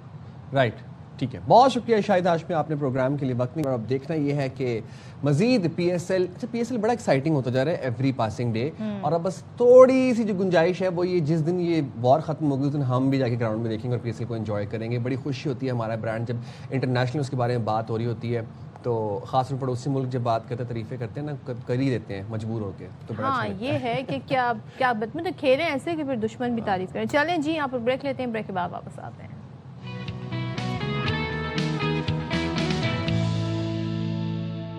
वेलकम बैक जनाब। और ओवर द वीकेंड पेट्रोलियम मसनूआत की कीमतें अप डाउन ड्रास्टिकली होती रहीं, और मैं आपसे सदफ ये जानना चाहता हूँ कि 458 वाली टैंकी आपने फुल करवाई थी? 450 वाली देखें मैंने तो नहीं करवाई। जिन्होंने करवाई थी वो बेचारे तो बड़े परेशान है, क्योंकि अगले ही दिन वो 378 पे आ गई। 378 पर आ गई। 80 रुपए जी जो ये लेवीज और टैक्स होते हैं इसकी मद में कम किए गए। अच्छा, लोग कह रहे हैं मजीद भी कम हो सकते हैं, तो अब देखते हैं कि मजीद क्या सूरत हाल बनती है। तो ये तमाम तर सूरत हाल रही, लेकिन आपने जो बात की ना 460 वाली, उसके बाद हुआ ये कि जो एलपीजी थी उसकी कीमतें बढ़ गई।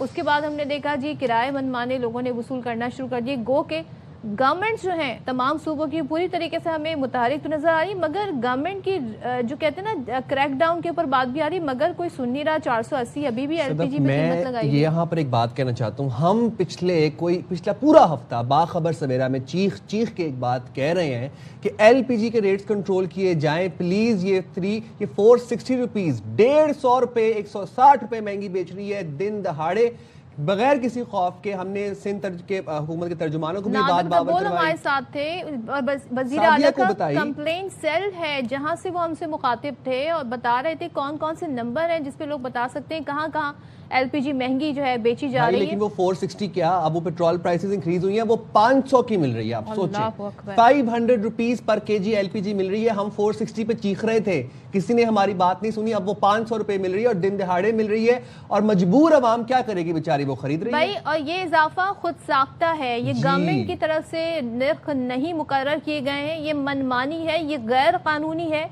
जो आपसे ये इजाफी पैसे मांगे जा रहे हैं, क्योंकि सरकारी निर्ख हम देख रहे हैं, लेकिन मसला क्या है वो सिर्फ कागजों तक महदूद होकर रह गए। मार्केट्स में मनमानी कीमतें जारी हैं, और ये सूरत हाल हम देख रहे हैं जाहिर करती है कि मुतालिका अदारे मुकम्मल तौर पर नाकाम है। आवाम को रिलीफ देने के दावे सिर्फ बयानात की हद तक हैं। तो chairman LPG distributors Abdul Hadi Khan का मौक़िफ़ है कि सप्लाई में कमी है और डिस्ट्रीब्यूटर्स को एलपीजी महंगी मिल रही है। ताहम ये सवाल अपनी जगह बरकरार है कि अगर ऐसा है तो फिर ओगरा और इम्पोर्टर्स कहाँ हैं? क्या रेगुलेटर्स इदारे सिर्फ नोटिफिकेशन जारी करने तक महदूद हैं, और क्या कीमतों पर कंट्रोल अब किसी की तरजीह नहीं? किस बात पर, किस बेस पर फिर ये पैसे सरकार ने मुकर्रर किए अगर ये हालात जो बता रहे हैं? देखें, ओगरा ने नोटिफिकेशन जारी कर दिया। ओगरा के तर्जुमान वो हमें ये बताते हैं कि आखिर ये सूबाई हुकूमतों का काम है, ये कमिश्नर एसीज और डीसीज का काम है क्रैकडाउन करना, कीमतों को यकीनी बनाए जो सरकारी कीमतें हैं। मूविंग फॉरवर्ड जनाब, बलोचिस्तान हुकूमत ने तवानाई की बचत और आवाम को रिलीफ की फराहमी के लिए अहम इकदाम उठाए हैं। मार्केट्स, शादी हॉल्स और जो रेस्टोरेंट्स हैं उनके औकात कार में तब्दीली की हिदायत जारी कर दी है। और इसी हवाले से आपको बताएं कि पेशावर में भी अब ये जो है ना बचत की, जो तवानाई बचत के जो है वो इकदाम किए जा रहे हैं। और पेशावर में हम देख रहे हैं कि हुकूमत ने सूबे की बिजली बचत के लिए अहम इकदाम का ऐलान किया, जिसमें सूबे भर में मार्केट्स, प्लाजों और कमर्शियल मराकज़ के औकात का मुकर्रर कर दिया। चलिए, तो हमारे नुमाइंदगान हमारे साथ मौजूद हैं, उनकी तरफ बढ़ते हैं, उनसे बात करते हैं। अतिया अकरम ने हमें क्वेटा से ज्वाइन किया है, नवाब शेर हमारे साथ पेशावर से मौजूद हैं। तो सबसे पहले अतिया आपकी तरफ आते हैं, बलूचिस्तान गवर्नमेंट ने क्या स्टेप्स लिए हैं, अब नए औकात कार क्या है मार्केट्स के? जी बिल्कुल सदफ, ऐसा है कि वज़ीर आला बलूचिस्तान ने हफ्ते के रोज़ एक आला सतही इजलास बुलाया और उसके बाद एक प्रेस कॉन्फ्रेंस की, जिसमें किफ़ायत शारी पॉलिसी को अपनाते हुए जो है वो मार्केट्स और उसके साथ साथ जो है वो शादी हॉल्स और रेस्टोरेंट्स के औकात कार जो मुकर्रर किए हैं उसके मुताबिक मार्केट्स और हमारी जो रेस्टोरेंट्स हैं वो 8 बजे तक खुले रहेंगे, जबकि शादी हॉल्स जो है वो तकरीबन रात 10 बजे तक खुले रहेंगे। मगर इस हवाले से गुज़िश्ता रोज़ अंजुमन ताजरान बलूचिस्तान के सदर रहीम आगा ने एक प्रेस कॉन्फ्रेंस की और उनका कहना ये था कि बलूचिस्तान की ताजिर बरादरी जो है वो पहले ही बहुत ज़्यादा मंदे का शिकार है। महंगाई ने वैसे ही उनकी कमर तोड़ दी थी और अब पेट्रोलियम मसनूआत में बेपनाह इजाफे के बाद करोड़ों रुपए का उन्हें नुकसान हुआ है। और हुकूमत बलूचिस्तान ने कहा था कि वज़ीर आला जो है वो ताजिर बरादरी के ताउन से जो है वो औकात कार तय करेंगे, लेकिन वज़ीर आला बलूचिस्तान ने ताजिर बरादरी को जो है वो अपने एतमाद में नहीं लिया और उनके साथ कोई इजलास नहीं किया और ख़ुद ही औकात कार तय कर दिए जिनको वो मुस्तरद करते हैं। ताजिर बरादरी के मुताबिक दुकानें जो हैं उन्हें 9:30 बजे तक, रेस्टोरेंट 9:30 बजे तक खुले रखने की इजाज़त दी जाए और जो शादी हॉल्स हैं वो रात 12 बजे तक खुले रखने की इजाज़त दी जाए। और उनका कहना ये है कि वज़ीर आला बलूचिस्तान ने अभी तक उनसे कोई इजलास नहीं किया और हुकूमत के इस ऐलान को वो कतई तौर पर नहीं मानते। हम जरा पेशावर की सूरत हाल भी जान लेते हैं। अतिया, आप हमें कोयटा से अपडेट करती है। पेशावर में बताइएगा नवाब शेर क्या औकात कार का तायुन किया गया है?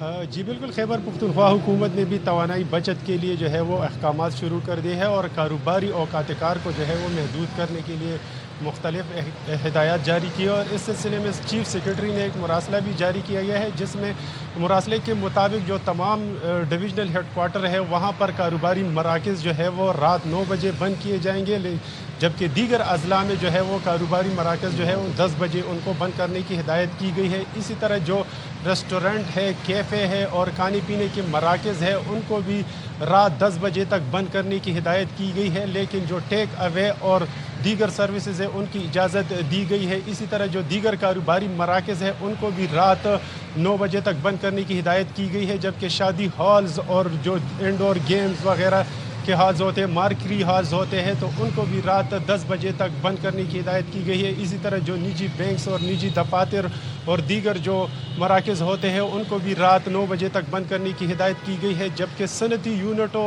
کو جو ہے وہ اور مینوفیکچر یونٹ جو ہے ان کو کام جاری رکھنے کی ہدایت کی گئی ہے، وہ ان پر جو ہے اوقات کار لاگو نہیں کیے گئے ہیں اور ان کو اجازت دی گئی ہے کہ وہ کسی بھی وقت کام کر سکتے ہیں، کسی بھی وقت کام کر سکتے ہیں۔ ٹھیک ہے، نواب شیر آپ پشاور سے میں اپڈیٹ کر رہے تھے، رتیہ آپ ہمیں کوئٹہ سے اپڈیٹ کری تھی، بہت شکریہ آپ دونوں کا۔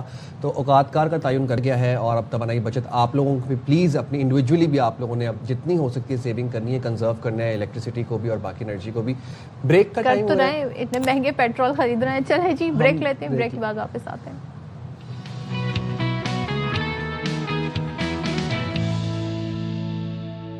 السلام علیکم، ویلکم بیک ٹو باخبر سویرا۔ امید کرتے ہیں آپ کے دن کا آغاز بہت خوشگوار ہوا ہوگا۔ اور جناب کراچی میں جو موسم چل رہا ہے خطرناک، میں تو اس کو خطرناک ہی کہوں گا کیونکہ یہ بڑا ہی انکنسسٹنٹ موسم ہے۔ اس موسم میں کچھ سمجھ ہی نہیں آ رہی۔ جو لاسٹ ایپیسوڈ ہم نے دیکھا جس میں برف بھی تھی، دھند بھی تھی، جس میں یالہ باری بھی ہو رہی تھی، تیز بارش بھی تھی، آندھی بھی تھی، وہ کیا تھا اس کی سمجھ نہیں آ رہی کہ وہ کیا تھا۔ کراچی آئی بھی غالباً پہلی دفعہ آپ لوگوں نے بھی ایکسپیرینس کیا؟ پہلی دفعہ جی، ایک دن میں 24 گھنٹوں میں ہم نے مختلف ویدر جو ہے وہ وٹنس کیے۔ ہم نے چمکتی دھوپ بھی دیکھی، گرمی بھی دیکھی، پھر ہم نے آندھی، طوفان، بارش اور اس کے بعد ژالہ باری بھی دیکھی۔ تو یہ موسم کے تغیرات کراچی میں ہم دیکھ رہے ہیں، اور یہ بتایا گیا جی کہ کراچی سمیت سندھ میں بارش کے نئے اسپیل کے بارے میں پیش گوئی کی گئی ہے، اور یہ بارشیں آپ ذرا گھٹائیں دیکھ رہے ہیں کیسی چھائی ہوئی ہیں۔ ہاں جی، تو بارشیں ہوں گی دھواں دھار اور موسلا دھار، محکمہ موسمیات نے بتایا ہے۔ تو کراچی میں آج آندھی یا تیز ہوائیں بھی چل سکتی ہیں، تو آپ لوگوں نے بہت زیادہ محتاط رہنا ہے۔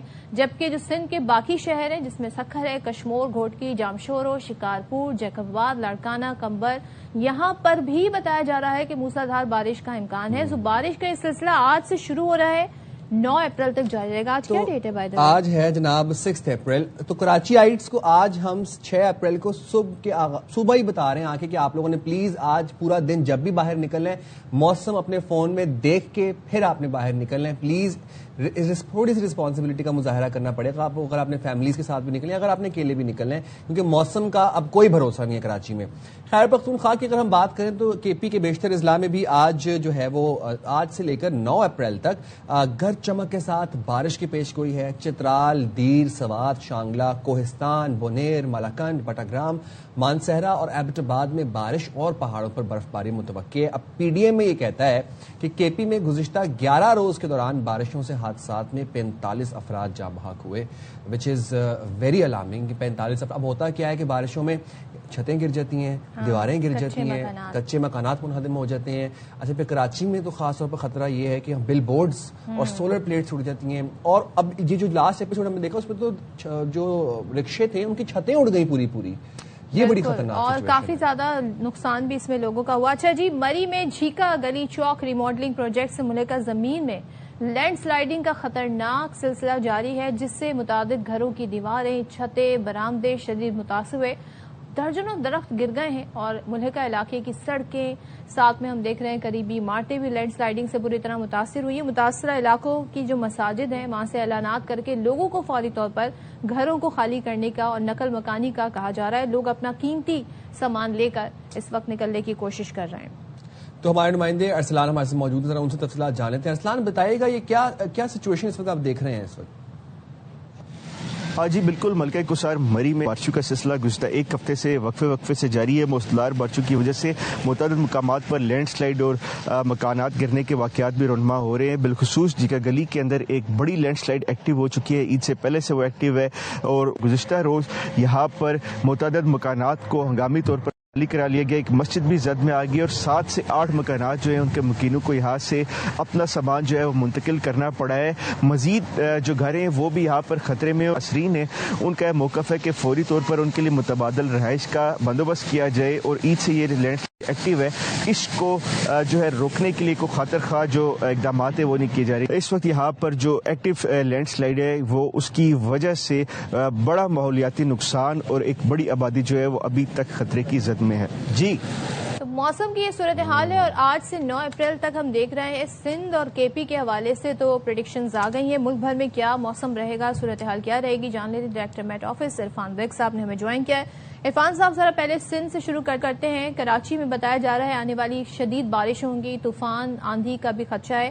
کچھ ہمیں دورانیہ بتا سکتے ہیں کیا موسلادھار بارش ہوں گی, آندھی کا بھی خدشہ ہے, ذرا صورتحال بتائیے گا.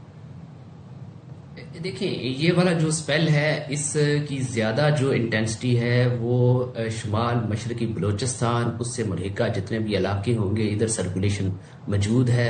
اس کے علاوہ جو خیبر پختونخوا اور بلائی پنجاب اور کشمیر اور مری گلیار یہ والے جو علاقے ہوں گے یہاں پر جو ہے نا اس کی انٹینسٹی جو ہوگی وہ شدت زیادہ ہے. تاہم اس میں کیونکہ یہ بالکل جو ہے نا سندھ کے بلائی سندھ کے ساتھ جو ٹرن ہوگا اوپر کی طرف تو اس سے ایک ٹوٹا ہوا ایک ڈس انٹیگریٹ ہو کے یہ آپ کے پاس کراچی میں بھی بارش کر سکتا ہے. اس کے علاوہ جو دادو اور اس سے ملحقہ جتنے بھی علاقے ہیں یہ دریائے سندھ کے ساتھ پٹی ہے سندھ کی, یہاں پر آج بارش ہوگی. کل سے یہ جو ہے نا یہ اوپر کی طرف شفٹ ہو جائے گا. کراچی میں بھی آج ہی ایکسپیکٹڈ ہے بارش. اچھا اب عرفان صاحب ذرا یہ بتائیے گا کہ اب شہری کیا احتیاط برتیں اور کس طرح سے جو موسم کی فورکاسٹنگ ہے صورتحال سے اپڈیٹ کیسے رہیں؟ دیکھیں ایک تو یہ ہے کہ ابھی فی الوقت جو ہے ہماری موبائل ایپ بھی موجود ہے. اس کے علاوہ جتنی بھی آپ کے موبائل پہ ایپس ہیں گلوبلی بھی جو بھی ایپ ہیں اس میں بھی ہمارا ڈیٹا جو ہے نا وہ جا رہا ہوتا ہے. تو آپ موبائل ایپ سے جو ہے نا وہ ان ٹچ رہیں نمبر 1. اور نمبر 2 یہ ہے کہ ابھی یہ ویدر جب بھی کوئی اپڈیٹ ایسی ہوگی تو ہم ایک نوٹیفیکیشن جاری کریں گے جو موبائل ایپ میں موجود ہوگا. وہ آپ کو اسی وقت پتا چل جائے گا آدھا گھنٹہ پہلے یا 1 گھنٹہ پہلے جب وہ ویدر ہٹ کرنے لگے گا. تو اس وقت ہم جو ہے نا وہ اپنے ایک نوٹیفیکیشن بھی جاری کر دیتے ہیں اپنے P M D weather app کے اوپر. ابھی بھی ہم بتا رہے ہیں کہ آج جو ہے یہ تقریباً آفٹر نون سے تھوڑا پہلے یا آفٹر نون تک جو ہے نا یہ انٹر ہو جائے گا. اچھا عرفان صاحب یہ خیبر پختونخوا میں ہم دیکھ رہے ہیں پہاڑوں پر برف باری کی پیش گوئی, تو اپریل میں کیا یہ بہت انیوژول بات ہے؟ دوسرے یہ کہ ہم یہ دیکھ رہے ہیں لینڈ سلائیڈنگ کی وجہ سے ندی نالوں میں طغیانی اور قدرتی خطرات سے نمٹنے کا بھی ایک اعلانات وہاں پر کیے گئے. کتنا خطرہ موجود ہے, کس لیول کا خطرہ ہے یہ؟ دیکھیں یہ جو آپ نے بات کی نا کہ سنو فال کی, سنو فال جو ہوتی ہے جو بلند و بالا پہاڑ ہوتے ہیں وہ مارچ اور مڈ اپریل تک جو ہے نا یہ ریکارڈ میں ہمارے موجود ہے جو بلند و بالا پہاڑ پہ ہوتی ہے. اب یہ والا جو آپ نے یہ کہا کہ یہ اب نارمل یا یہ تو ایسا ہے کہ کیونکہ اس کی فریکوینسی بڑھ گئی ہے. اب آپ نے دیکھا کہ بادل آئے اور ایک دن بھی گیپ آیا اور پھر دوبارہ آ گئے. پہلے یہ ہوا کرتا تھا کہ چند دن گیپ آ جایا کرتا تھا. یہ اب نارمل سچویشن اس میں اس دفعہ بنی ہوئی ہے, یہ پچھلے چند سالوں سے ایسے ہی بن رہی ہے. تو یہ ایک اب نارمل سچویشن ہے. لیکن سنو فال جو ہوتی ہے بلند و بالا پہاڑوں پر, پاکستان کے بلند و بالا پہاڑوں پر پہلے بھی جو ہے نا وہ فرسٹ ویک آف اپریل تک ہوا کرتی ہے. ایسا نہیں ہے کہ نہیں. اور باقی دوسری یہ چیز ہے کہ لوگوں کو احتیاط کرنی چاہیے. کیونکہ کلائمیٹ موسمیاتی تبدیلی کی وجہ سے جو ایٹماسفیئر وارم ہوا ہے اس وجہ سے جو اب نارمیلٹی جو ہے وہ فار دا ٹائم بینگ تھوڑے وقت کے لیے وہ اب نارمیلٹی جو ہے نا وہ کسی بھی جگہ مطلب اگر کراچی میں کہیں آتی ہے تو وہ اب نارمیلٹی محسوس ہو سکتی ہے. اسی طرح جہاں پر وارمنگ ہوئی ہے کیونکہ ایٹماسفیئر آلریڈی وارم ہے, جیسے ہی کولڈ اسپیل آتا ہے उसके साथ इंटरेक्ट करता है तो थंडर स्टॉर्म बहुत ज्यादा होता है, लाइटनिंग बहुत ज्यादा होती है, लाइटनिंग स्ट्राइक्स का चांसेस होते हैं। ये आप बिल्कुल ठीक कह रहे हैं, ये तो हमें देख भी लेना मनाजिर अपनी आंखों से। जरा ये बताइएगा, हमने केपी की बात कर ली, हमने सिंध की बात कर ली, पंजाब में मौसम की क्या सूरत हाल रहेगी और क्या वहां पर भी ऐसे ही तेज हवाओं और तेज मूसलाधार बारिश का खदशा है? देखिए, इस दफा जो ये वाला स्पेल होगा ये पंजाब के जो बलाई इलाके होंगे, जिसमें फैसलाबाद के इलाके होंगे, लाहौर, गुजरांवाला, गुजरात, झेलम और ये बखर से जो है ना एंटर होगा। तो ये ऊपर जो बलाई इलाके होंगे यहाँ पर हम एक्सपेक्ट कर रहे हैं कि यहाँ पर जो है ना वो बारिश है और ये वाला फोकस जो है ना बलाई इलाकों में पंजाब में ये वाला होगा। ताहम जो साउदर्न पंजाब होगा जिसमें मुल्तान, बहावलपुर और हिमजा खान के इलाके हैं और सिंध की जो पट्टी होगी सखर की, यहाँ पर भी सर्कुलेशन काफी अच्छी है, यहाँ पर भी जो है वो किसी एक दो जगहों पे मूसलाधार बारिश हो सकती है। अच्छा, और जरा ये भी बताइएगा कि पंजाब के लिए कोई किसी किस्म की एडवाइजरी को जारी की गई है, कोई वार्निंग सिस्टम या कोई अलर्ट वहां के लिए भी? जी, इस हवाले से हमने जो है ना एक एडवाइजरी जारी की है और वो तमाम जितने भी पीडीएम पंजाब वाले हैं उनके साथ सारा कुछ शेयर हुआ। राइट, ठीक है, बहुत शुक्रिया इरफान बर्ग साहब, प्रोग्राम के लिए वक्त निकाला। अच्छा, अब देखिए, आप लोगों ने ना एक तो अपने फोन में ये मेट का ऐप डाउनलोड कर लें, ठीक है। दूसरी बात ये है कि अब आपने जब भी बाहर निकलना है आपने एक तो ऐप से अपने नोटिफिकेशंस देख के निकलें, अपडेट होकर निकलें। तीसरी बात ये कि प्लीज ट्रैवल से, अननेसेसरी ट्रैवल से अवॉइड करें। ये मौसम बिल्कुल बलाई इलाकों में जाने वाला नहीं है भाई। वैसे इतनी महंगाई है, जरा अपने खर्चे भी कम करें, किफायतशुमारी अपनाएं। फिर मौसम भी आपसे डिमांड कर रहा है कि गैर जरूरी आपने घरों से नहीं निकलना है। तो ये 2-3 बातें हैं। ये महीना है, जरा अप्रैल का जरा निकाल लें। फिर तो यहाँ पर आपको पता है पूरे मुल्क में कितनी शदीद गर्मी होती है। तो ये इस वक्त सूरत हाल है और आई थिंक जब तक वो जो स्ट्रेट ऑफ हॉर्मुज और डोनाल्ड ट्रम्प ये सारा किस्सा भी निमट जाएगा, लेट्स होप सो कि ऐसा हो जाए और अच्छी तरह निमटे। हम ये नहीं चाहते कि जी कोई ऐसी चीज हो, लेकिन बेहतरी हो ये, ताकि दुनिया की मईशत जो है ना इस वक्त सब तमाम कंट्रीज हम देख रहे हैं, कोई लॉकडाउन की बात कर रहा है जी, कोई टाइमिंग चेंज कर रहा है, कहीं पर हम देख रहे हैं जी ऑयल प्राइस बढ़ने से जो मकामी जो प्राइस है पेट्रोलियम के वो बढ़ गए हैं। तो हमारे मुल्क में भी उसका इफेक्ट हमें नजर आ रहा है। You're right.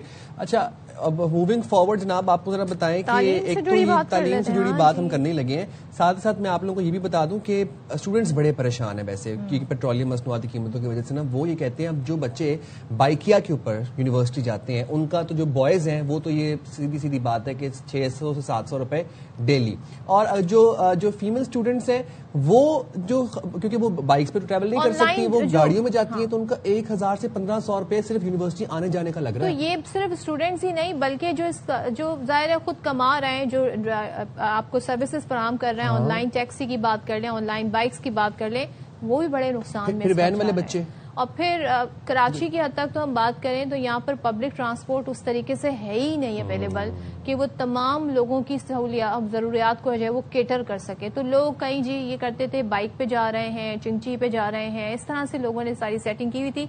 अब बड़ी मुश्किलात हो गई हैं। अच्छा, हम तालीम से जुड़ी बात कर रहे थे तो हमेशा से साइम मुझे समझ नहीं आता कि ऐसा क्यों होता है। इतनी तैयारी होती है साल भर मैट्रिक के इम्तिहानात से पहले जी, तमाम तर इंतजामात को यकीनी बनाया जाता है, लेकिन कराची में मैट्रिक के कल यानी 7 अप्रैल से जो होने वाले सालाना इम्तिहानात हैं अब वो जुम्मा 10 अप्रैल से होंगे। हो सकता है वो स्टूडेंट्स ये सुनकर बहुत खुश हुए हों जिनकी तैयारी अभी नहीं थी, जो आखिरी 2 दिन पहले पढ़ते हों, उन्हें 3 दिन और मिल गए हैं पढ़ने के लिए। लेकिन सानवी तालीमी बोर्ड कराची के नाजिम इम्तिहानात के मुताबिक बोर्ड इस वक्त मैनुअल से डिजिटल सिस्टम में तब्दीली के मरहले में है। तो डेटा के ज्यादा जो वॉल्यूम की वजह से, ज्यादा साइज और हुजम की वजह से सॉफ्टवेयर एप्लीकेशन को उर्दू में लोड करना और आर्जी खलल का सामना करना पड़ रहा है, जिसे आईटी की टीम फौरी तौर पर हल करी। मुझे एक बात बताएं साहब, पूरा साल था और ये अभी कोई जदीद डिजिटल सिस्टम नहीं आया है, सिस्टम बड़े अरसे से है, तो अब इसी वक्त ख्याल आया? नहीं, आप ये कह रही है ना कि बच्चे जो 2 दिन पहले इम्तिहान की तैयारी करते हैं, ये मुझे लगता है सानवी तालीमी बोर्ड भी 2 दिन पहले इम्तिहान की तैयारी कर रहा था, क्योंकि जो मनाजिर हमें जो अब ये पूरा तो सही बात है अभी कि पूरा साल आप क्या कर रहे थे? पूरा साल कम था कि जो आपने मैनुअल से डिजिटल में शिफ्ट करने के लिए आपको अभी पोस्टपोन करना पड़ रहा है। अच्छा, तलबा अपने दिए गए इम्तिहानी मराकिज पर ही इम्तिहान देंगे और आपको ये बता दें کہ اب اس میں ہو کیا رہا ہے کہ ڈیٹا کا زیادہ والیوم تھا, ایپلیکیشن کو اوور لوڈ کے ہونے کی شکایت آ رہی ہے, عارضی خلل کا سامنا کرنا پڑ رہا ہے, اور آئی ٹی کی ٹیم فوری طور پر حل کر رہی ہے. اس ہنگامی صورتحال کے پیش نظر سالانہ امتحان کو ری شیڈیول کر دیا گیا ہے. اچھا, ہوتا کیا ہے, ہمیشہ سے ہم دیکھتے ہیں پیرنٹس بھی پریشان, بچے بھی پریشان, سینٹرز کے باہر جی وقت گزار رہے ہیں, جاننے کی کوشش کر رہے ہیں کہ ہمارے ساتھ تو ایشو نہیں ہو گیا, کہیں یہ مسئلہ تو نہیں ہو گیا, ہمارا سینٹر یہ ہے. اب کیوں ہمیشہ یہ مس مینجمنٹ ہوتی ہے, کیوں پہلے سے آگاہ نہیں کیا جاتا ہے, اور کیوں یہ ٹائم پہ کام نہیں مکمل کر لیے جاتے ہیں, اس پر ہم بات کریں گے. ہمارے نمائندے بھی ہمارے ساتھ. پہلے یہ خبریں بھی تھی نا کہ ایڈمٹ کارڈ بھی لیٹ ہو گئے ہیں طلباء کے. دوسری بات مجھے یہ بتائیں کہ جو ڈیجیٹل سسٹم پہ منتقلی ہو رہی ہے, یہ اسٹوڈنٹس کو پتہ ہے کہ ڈیجیٹل سسٹم کیا ہے, اور وہ اس سے آشنا ہیں کہ جو شیٹس ہیں ان کے اوپر اگر بار کوڈ لگ رہا ہے یا ان کے اوپر اگر کوئی اسکیننگ والی چیز لگ رہی ہے تو وہ ان کو پتہ ہے کہ فل کیسے کرنا ہے, کیا ہے. چاہیے تھا کہ پہلے یہ سسٹم کو چینج کرتے اور پھر اسی سسٹم کے تحت کچھ ٹیسٹ لے لیتے, کچھ پریکٹس سیشن کروا دیتے بچوں کے کالج اسکول میں کیونکہ میٹرک کے امتحانات ہیں, تو پھر یہ ہوتا کہ ان کو آئیڈیا ہو جاتا. اب یہ اس وقت بچے یہ بھی پینک ہے کہ ہمیں جی کس طرح کرنا ہے, کیا کرنا ہے.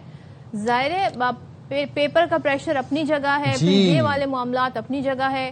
اب ڈیجیٹل سسٹم کا مسئلہ جی آخر کیوں اتنے لاسٹ ٹائم پہ حل ہو رہا ہے, اور حل بھی ہوگا کہ نہیں, 10 کنفرم ہے کہ نہیں, یہ تمام تر صورتحال ہے. تو یہ انتظامی معاملات ہیں, اس کی تمام تر ذمہ داری بورڈ پر عائد ہوتی ہے, اور بورڈ کے پاس باقاعدہ پراپر فنڈ ہے, پراپر ٹائم ہے, ایمپل ٹائم ہے ان کے پاس تمام تر جی صورتحال کرنے کے لیے. اور سائم یہ نہیں ہوتا اس کے بعد جی پرچے جب آتے ہیں نا, جب نتیجے آتے ہیں, نتیجے لیٹ ہو جاتے ہیں, کچھ کے رک جاتے ہیں, کچھ کہتے ہیں ہر سال کی کہانی ہے. میں تو یہ پریشان ہوں, مجھے لگا تھا کہ پچھلے سال ہی میں شاید پچھلے سال کی کہانی, لیکن یہ تو ہر سال کی کہانی ہے. انور خان ہمارے نمائندے ہمارے ساتھ موجود ہیں, ان سے ذرا تفصیلات جانتے ہیں. انور, پہلے تو طلباء کے ایڈمٹ کارڈ لیٹ ہوئے, پھر کہا گیا جناب نجی سکولز نے امتحانی جو فارمز ہیں وہ جمع نہیں کروائے, اب ڈیجیٹل سسٹم کا مسئلہ آ گیا ہے اور یہ امتحانات جو ہے یہ ری شیڈیول مطلب ملتوی کر دی گئے, پوسٹ پون کر دی گئے. کب ہوں گے یہ امتحانات, اور کیوں اتنا ٹائم لگا تعلیمی بورڈ کو پورا سال چھوڑ کے ابھی یہ انہی دنوں میں ڈیجیٹل سسٹم میں منتقلی کرنی تھی؟ جی دیکھیں, ہوتا یہ ہے کہ ہر سال جب ایڈمٹ کارڈ کا اجرا ہوتا ہے تو یہ صورتحال سامنے آتی ہے, اور اب یہ جو امتحان جو 7 اپریل سے شروع ہونے سے اب ان کو انور, آپ کی آواز ہمیں ٹھیک نہیں آ رہی ہے, آپ کو ہم ریکنیکٹ کرتے ہیں اور جاننے کی کوشش کرتے ہیں, بیکاز ہم تو جاننا چاہتے ہیں, ہماری طرح بہت سارے اسٹوڈنٹس اور ان کے پیرنٹس یہ جاننا چاہتے ہوں گے کہ کیا ایشو ہے, یہ مسئلہ کب حل ہوگا. لیکن بہرحال بچوں آپ کو اب یہ مل گئے ہیں جی, 10 اپریل تک ٹائم مل گیا ہے. جنہوں نے تیاری نہیں کی ہے ذرا جم کے تیاری کر لیں, اچھی سے تیاری کر لیں, اور ریلائی نہ کریں باقی غیر نصابی چیزوں پر. سمجھ گئے ہوں گے آپ میں کن چیزوں کی بات کر رہی ہوں. دیکھیں, خود سے جب آپ اپنی کریٹو اسکلز کو بڑھائیں گے, آج کے دور میں کمپٹیشن اتنا ہے کہ اسی طریقے سے آپ آگے بڑھ سکتے ہیں. اے آئی سے آپ تھوڑی ہیلپ اس طرح سے لے سکتے ہیں کہ آپ اے آئی سے کہہ سکتے ہیں, ہاں آپ اسمارٹلی اسے پوچھیں کہ بھائی میں ٹائم کیسے مینجمنٹ کروں, اتنے میرے چیپٹرز ہیں, اتنے سبجیکٹس ہیں, آپ مجھے ایک شیڈیول بنا دو, ایک ٹائم ٹیبل بنا دو. اس حد تک اے آئی سے آپ ہیلپ لیں, اور اب فون چھوڑ دیں, 3 سے 4 دن ہے, ابھی بھی اچھی سے اچھی تیاری کی جا سکتی ہے. تو انور ہمارے ساتھ موجود ہیں, آڈیو ریکنیکٹ کیا ہم نے انور کی. انور ذرا بتائیے گا کہ اب امتحانات کب ہوں گے, کیونکہ امتحانات ملتوی کیے گئے ہیں, اور ڈیجیٹل سسٹم پہ منتقلی کے لیے اتنا ٹائم کیوں لگ رہا ہے؟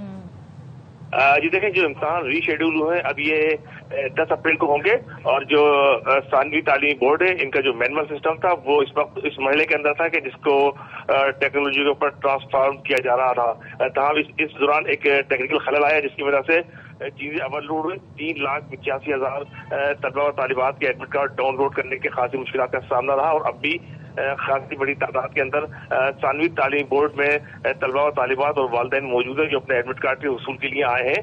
اور میٹرک بورڈ کے مطابق اب تک 60 سے 70% امتحانی ایڈمٹ کارڈ جو ہے ڈاؤن لوڈ کیے جا چکے ہیں. صورتحال یہ ہوتی ہے کہ ایک ہفتہ قبل پہلی بار پتہ چلا کہ 3.5 لاکھ جو ہے بچوں نے امتحانات دینے, اس کی تیاری پہلے سے ہوتی ہے, تمام تر ڈیٹا ان کے پاس موجود ہوتا ہے. جی دیکھیں, بالکل تمام کی تمام چیزیں ان کے پاس موجود ہوتی ہیں. ایک زمانہ وہ تھا کہ جب مینول ایڈمٹ کارڈ تھے وہ بآسانی جاری کر دیے جاتے تھے.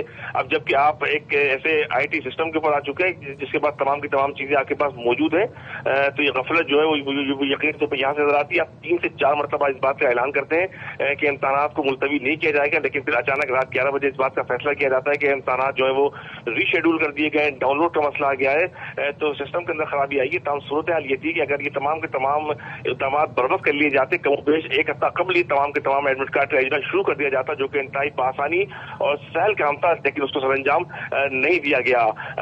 नवी के इम्तहानात बिलखुसूस तलबा तालिबा जब पहली मरतबा मैट्रिक के नवी के इम्तहानात में शरीक होते हैं तो खासी बड़ी तादाद के अंदर वालिदैन अपने बच्चों को इंसानी मराकज पे लेके जाते हैं, जो कि पहली मरतबा उनका इंसानी सेंटर बनता है। तो कल का दिन तो कमो बेश इंतहाई इतना गुजरा लाखों तलबा तालिबात के लिए, जबकि इतवार की तातील के दिन बड़ी तादाद के अंदर वालिदैन अपने बच्चों के हमरा अपने स्कूलों के अंदर एडमिट कार्ड के वसूल के लिए मौजूद थे, ताहम उनको एडमिट कार्ड जारी ना हो सके। और इस वक्त जो है वो स्कूलों के अंदर एडमिट कार्ड का इजरा शुरू हुआ है और इसके साथ साथ मैट्रिक बोर्ड के अंदर भी इक़दाम किए गए हैं। हर साल ये इशू आता है, ये सॉल्व क्यों नहीं हो रहा? पिछली दफा बताया था जी कोई हेल्पलाइन बना दी है, अब तमाम तरह मामला डिजिटल होगा, तो ये क्यों मसला आया है? देखिए, एक मसला तो ये भी आया, दो मसाइल सामने आए थे। एक मरतबा ये हुआ है कि एक तकनीकी खराबी सूरत हाल पैदा हुई, काम के साथ साथ 3 दिन कबल शहर के पास कमो बेश आप अंदाजा कर सकते हैं कि अनवर मुझे एक बात बताइए, तकनीकी खराबी से क्या मतलब है आपका? तकनीकी खराबी ये कोई कपड़ों के ब्रांड की वेबसाइट नहीं है, यहाँ पर बच्चों का फ्यूचर स्टेक पर लगा हुआ है, ना वेबसाइट चल रही, वेबसाइट्स क्रैश हैं, हेल्पलाइंस ओवरलोडेड हैं, बच्चे कहाँ से रहनुमाई लें? और जो बच्चे 9th के एग्जाम में अपीयर हो रहे हैं उनका फर्स्ट टाइम है, उनको ना सेंटर से वो आशना है, ना वो सारे एग्जामिनेशन माहौल से आशना है, उनका क्या कसूर है? 7 अप्रैल की तैयारी बच्चों ने की हुई थी, एक दिन पहले पता चल रहा है कि अभी पोस्टपोन हो गया एग्जाम्स। जी देखिए, बिल्कुल एक दिन पहले जो पोस्टपोन किया उसके नतीजे के अंदर यकीनी तौर पर उनके असर बच्चों की तालीमी कारकर्दगी के ऊपर ही पड़ेंगे और इम्तहानात से एडमिट कार्ड के इजरा से 2-3 दिन कबल जो है बड़ी तादाद के अंदर प्राइवेट स्कूलों ने लेट फीस के साथ अपने इम्तहानी फॉर्म जमा कराए थे। जो इम्तहानी फॉर्म जब ताखिर से मिले हैं और ताखिर से मिलने वाले एडमिट कार्ड भी जब उनके अंदर शामिल किए गए तो इस वक्त जब एडमिट कार्ड का इजरा हो रहा था, जो एडमिट कार्ड जारी हो रहे थे उसके अंदर भी बाद गलतियां सामने आ रही थी। इमले की गलतियां थी, सेंटर की गलतियां थी कि जिसके पेश नजर अब इस बात का फैसला किया गया कि इम्तहानात को रीशेड्यूल किया जाए। तो गलती जो है बुनियादी तौर पर इसी पार्ट के ऊपर आ रही है कि आपको बर वक्त तमाम इकदाम करने थे, जो इकदाम करने के अंदर सानवी तालीमी बोर्ड जो है वो नाकाम नजर आया। इस तमाम तर गफलत और लापरवाही की जो सूरत हाल वो बर्दाश्त करनी पड़ी वालिदैन को। एक बासानी एक सहल काम था, इस सहल काम को इंतजाम दे सकते हैं, ताहम उसके बावजूद इन सूरत हाल का इदराक नहीं किया जाता। इसके ऊपर और एक मरतबा फिर 2026 के सालाना इम्तहान के मौके के ऊपर भी यही सूरत हाल सामने आई है कि इस वक्त भी जबकि रीशेड्यूल हो चुके हैं तलबा और तालिबात अपने एडमिट कार्ड के वसूल के लिए 7वीं तालीम बोर्ड के अंदर मौजूद है और अब भी जो है वो तलबा और तालिबात को कभी एक कमरे से दूसरे कमरे और दूसरे कमरे से तीसरे कमरे भेजा जा रहा है। खासी परेशानी का सामना यहाँ बदस्तूर बरकरार है। जी, तो कोई इस पर जवाब देने को तैयार है कि ऐसा क्यों हो रहा है? आला हुकाम, कुछ वहाँ की इंतजामिया क्या बताते हैं वो लोग? जी देखिए, जब मैट्रिक बोर्ड के तर्जुमान से हमारी बात हुई, जब इंतजामिया से हमारी बात हुई तो उनका कहना यह था, वो सिर्फ एक ही वजह बताते हैं कि सर्वर जो है वो ओवरलोड हो गया था, पोर्टल के ऊपर बर्डन बहुत ज्यादा हो गया था। वो तकनीकी वजूहात बनाने के बाद ये बता देते हैं कि ये इस सूरत हाल के तनाजुर के अंदर हमने इम्तहानात को पोस्टपोन किया है। और साथ साथ सूरत हाल ये भी दरपेश हुई थी कि इम्तहानात से मैं तो बार बार ये बात कर रहा हूँ कि किसी क्लोथिंग ब्रांड की वेबसाइट नहीं है जहां पर सेल लगी तो वेबसाइट क्रैश हो गई, कोई अनएक्सपेक्टेड चीज नहीं थी, एंटिसिपेटेड था, हर साल होता है। 3.5 लाख बच्चे अगर रजिस्टर्ड हैं फिर वेबसाइट्स कैसे क्रैश कर सकती हैं? ये तकनीकी खराबी मेरी समझ से बाहर है। सूरत हाल ये भी थी कि इस वक्त जब आप काम करना ना चाहें और काम करने के अंदर एक कोताही और लापरवाही नजर आए तो उसकी तमाम तरह जिम्मेदारी फिर जो है वो तकनीकी बुनियादों के ऊपर ओवरलोड के ऊपर चीजों के ऊपर डाल दी जाती है। बहुत कुछ जो उनका सामने आया वो ये कहते हैं कि सिस्टम ओवरलोड था, सिस्टम ओवरलोड होने की वजह से पोर्टल के ऊपर डाउनलोड नहीं हो रहा था और इस वक्त जो है वो ये भी बता रहे हैं कि 60 से 70% फॉर्म जो है वो डाउनलोड हो चुके हैं। अगर 60 से 70% ये फॉर्म डाउनलोड हो चुके हैं तो यही काम 2 दिन पहले भी किया जा सकता था, 2 दिन कबल ये काम नहीं किया जा सका और 7वीं तालीमी बोर्ड के अंदर जो है वो 10 तक हो जाएंगे डाउनलोड और दूसरे 10 को पेपर हो रहा है या एडमिट कार्ड जारी हो रहा है? इसे जरा क्लैरिफाई कर दें। इस वक्त जो है वो मैनुअल भी एडमिट कार्ड जारी करने का सिलसिला जारी है। उसका तलबा और तालिबात के अलग काउंटर बनाए गए हैं जहां पर इस वक्त मैनुअल एडमिट कार्ड जारी करने का सिलसिला भी जारी है।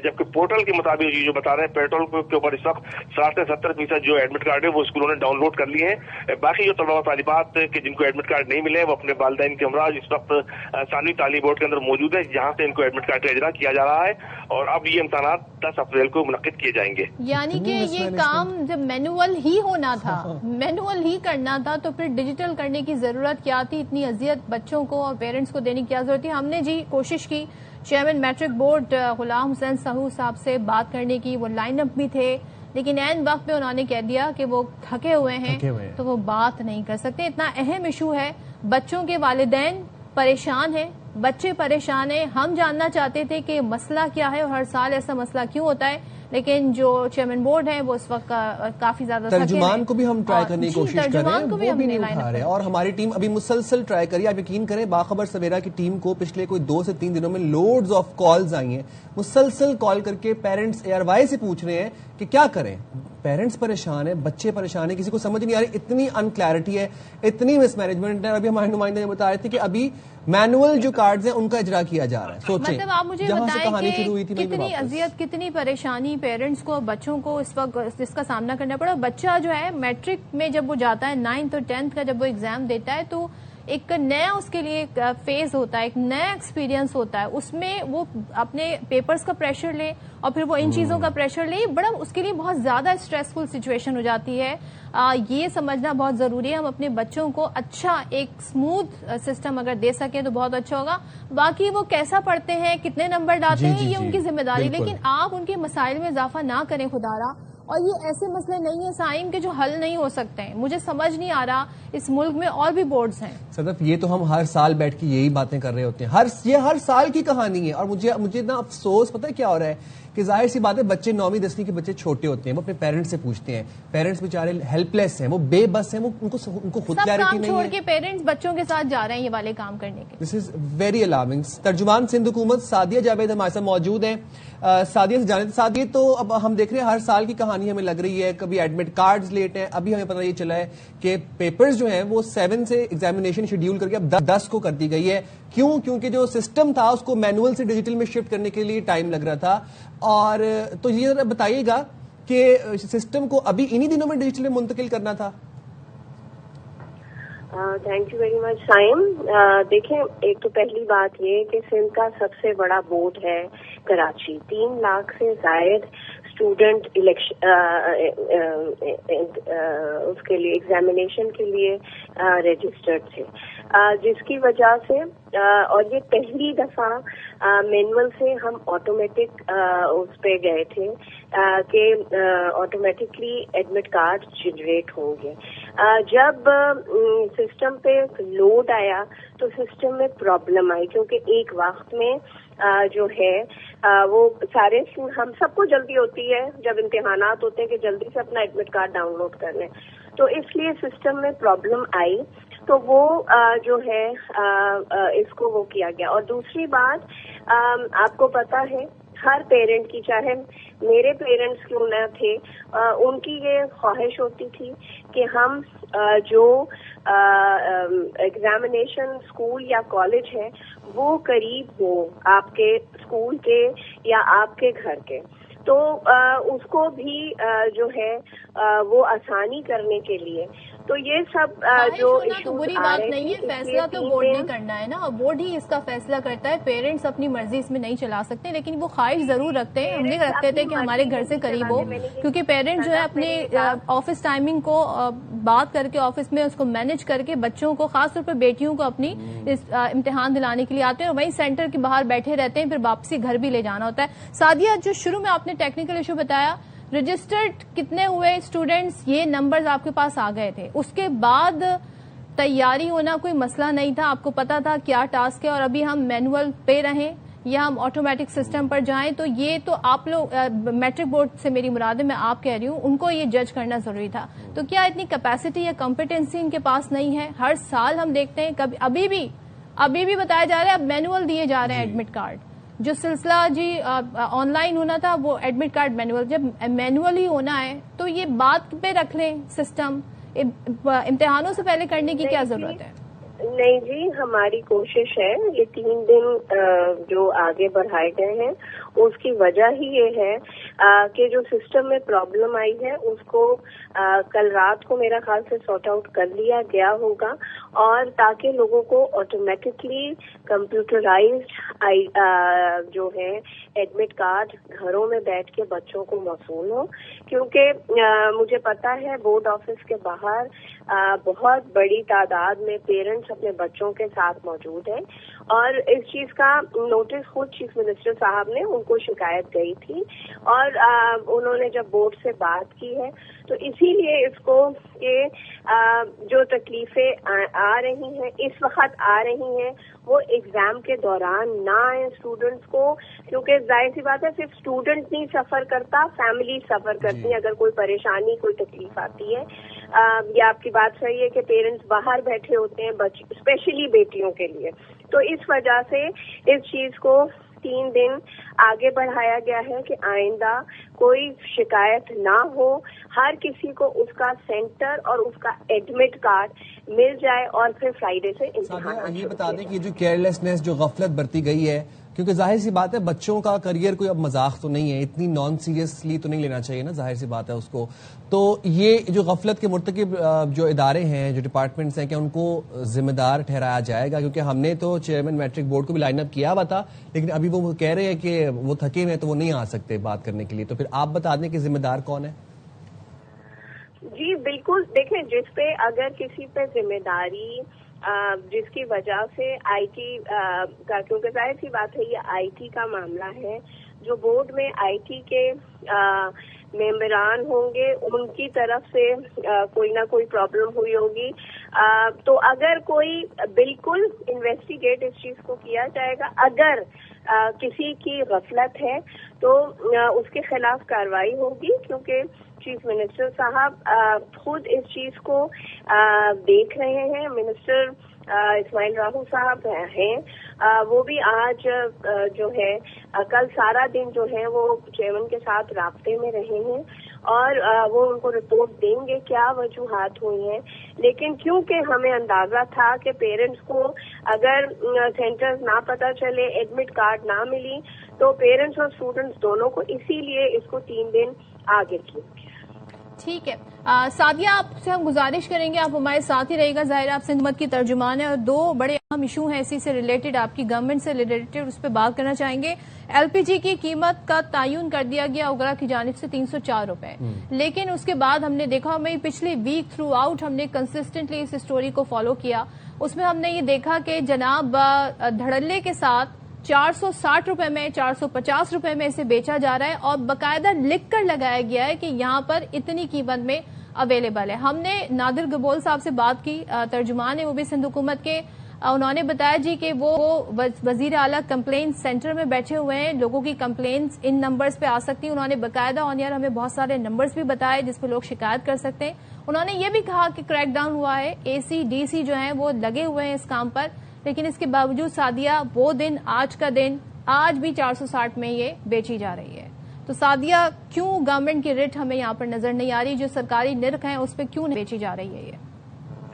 دیکھیں آپ نے کل بھی دیکھا کہ چیف منسٹر صاحب نے جب میڈیا سے بات چیت کی تو انہوں نے کہا کہ جی سندھ گورنمنٹ پوری طرح سے انشور کرے گی کہ جو بھی ریٹ فکس کیے گئے ہیں گورنمنٹ کی طرف سے وہ امپلیمنٹ ہوں، کیونکہ اس سے اگر جیسے آپ کہہ رہی ہیں کہ 450 روپے یا 460 ایل پی جی مل رہی ہے، اس سے عوام کو تکلیف ہو رہی ہے۔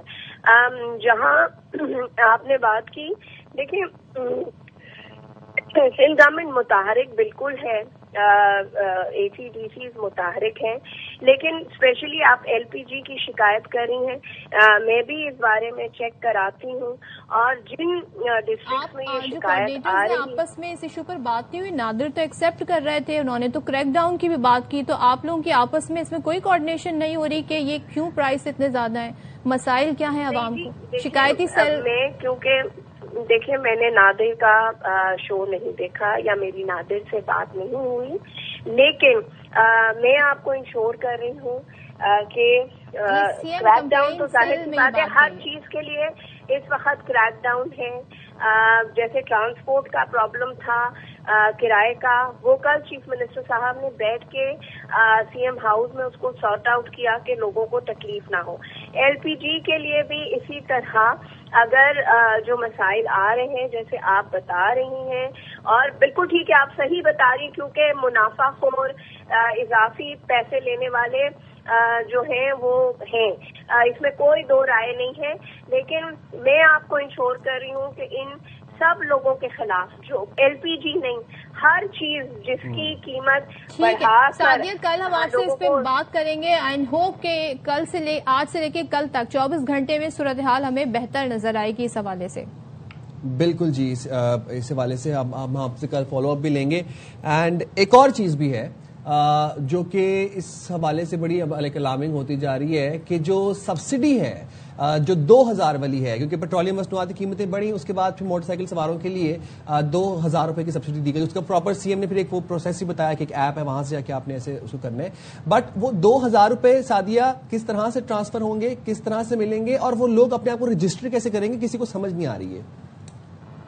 देखें, वो बिल्कुल वाज़ेह चीफ मिनिस्टर साहब ने बात की है कि अगर जिनकी मोटरसाइकिल्स उनके नाम पर रजिस्टर हैं, वो उस ऐप पे जाएंगे और उस ऐप पे जो आज मेरा ख्याल से शाम तक ऐप लॉन्च कर दी जाएगी, और वो उस ऐप पर जाएंगे, अपने आप को उस पर रजिस्टर कराएंगे, अपना जो वो बैंक अकाउंट नंबर है वो उस पे डालेंगे, और वो जो 2000 हैं वो उनके अकाउंट में आ जाएंगे।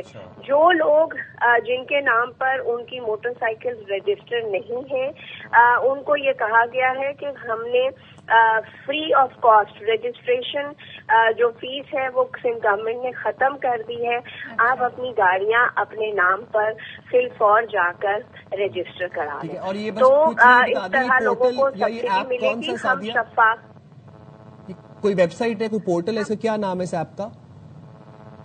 जी, वो यही फ्यूल सब्सिडी पोर्टल के नाम से आज शाम तक इंशाल्लाह उस पे, क्योंकि जाहिर सी बात है वर्किंग हो रही है, और वो मैं उम्मीद करती हूँ कि आज शाम तक या कल सुबह तक चीफ मिनिस्टर साहब उसको खोल देंगे और लोगों को सब्सिडी मिलने का जो तरीका है वो, और हम उसको जब वो लॉन्च होगा तो मीडिया के थ्रू और बाकी तरीकों से उसको जो है मार्केट किया जाएगा, ताकि अवाम जो है आसानी उससे फायदा उठाए। ठीक है, बहुत शुक्रिया सादिया हमारे साथ थी जी। अब लॉन्चिंग उसकी होनी है इस ऐप की। उसके बाद ये बताया गया था वजीर आला की जानिब से 66 लाख मोटरसाइकिलें रजिस्टर्ड हैं, और जिन लोगों ने अपने नाम नहीं कराई उन्हें 15 दिन का टाइम दिया। 15 दिन में अपने नाम करा लें और ये फीस माफ होगी रजिस्ट्रेशन की जो 15 दिन में कराएंगे। तो ये मौका है, इससे फायदा उठा लें लोग। उठा लें बिल्कुल। और हम जाएंगे छोटी सी ब्रेक पे, अब हाजिर होंगे ब्रेक के बाद। Stay there with us.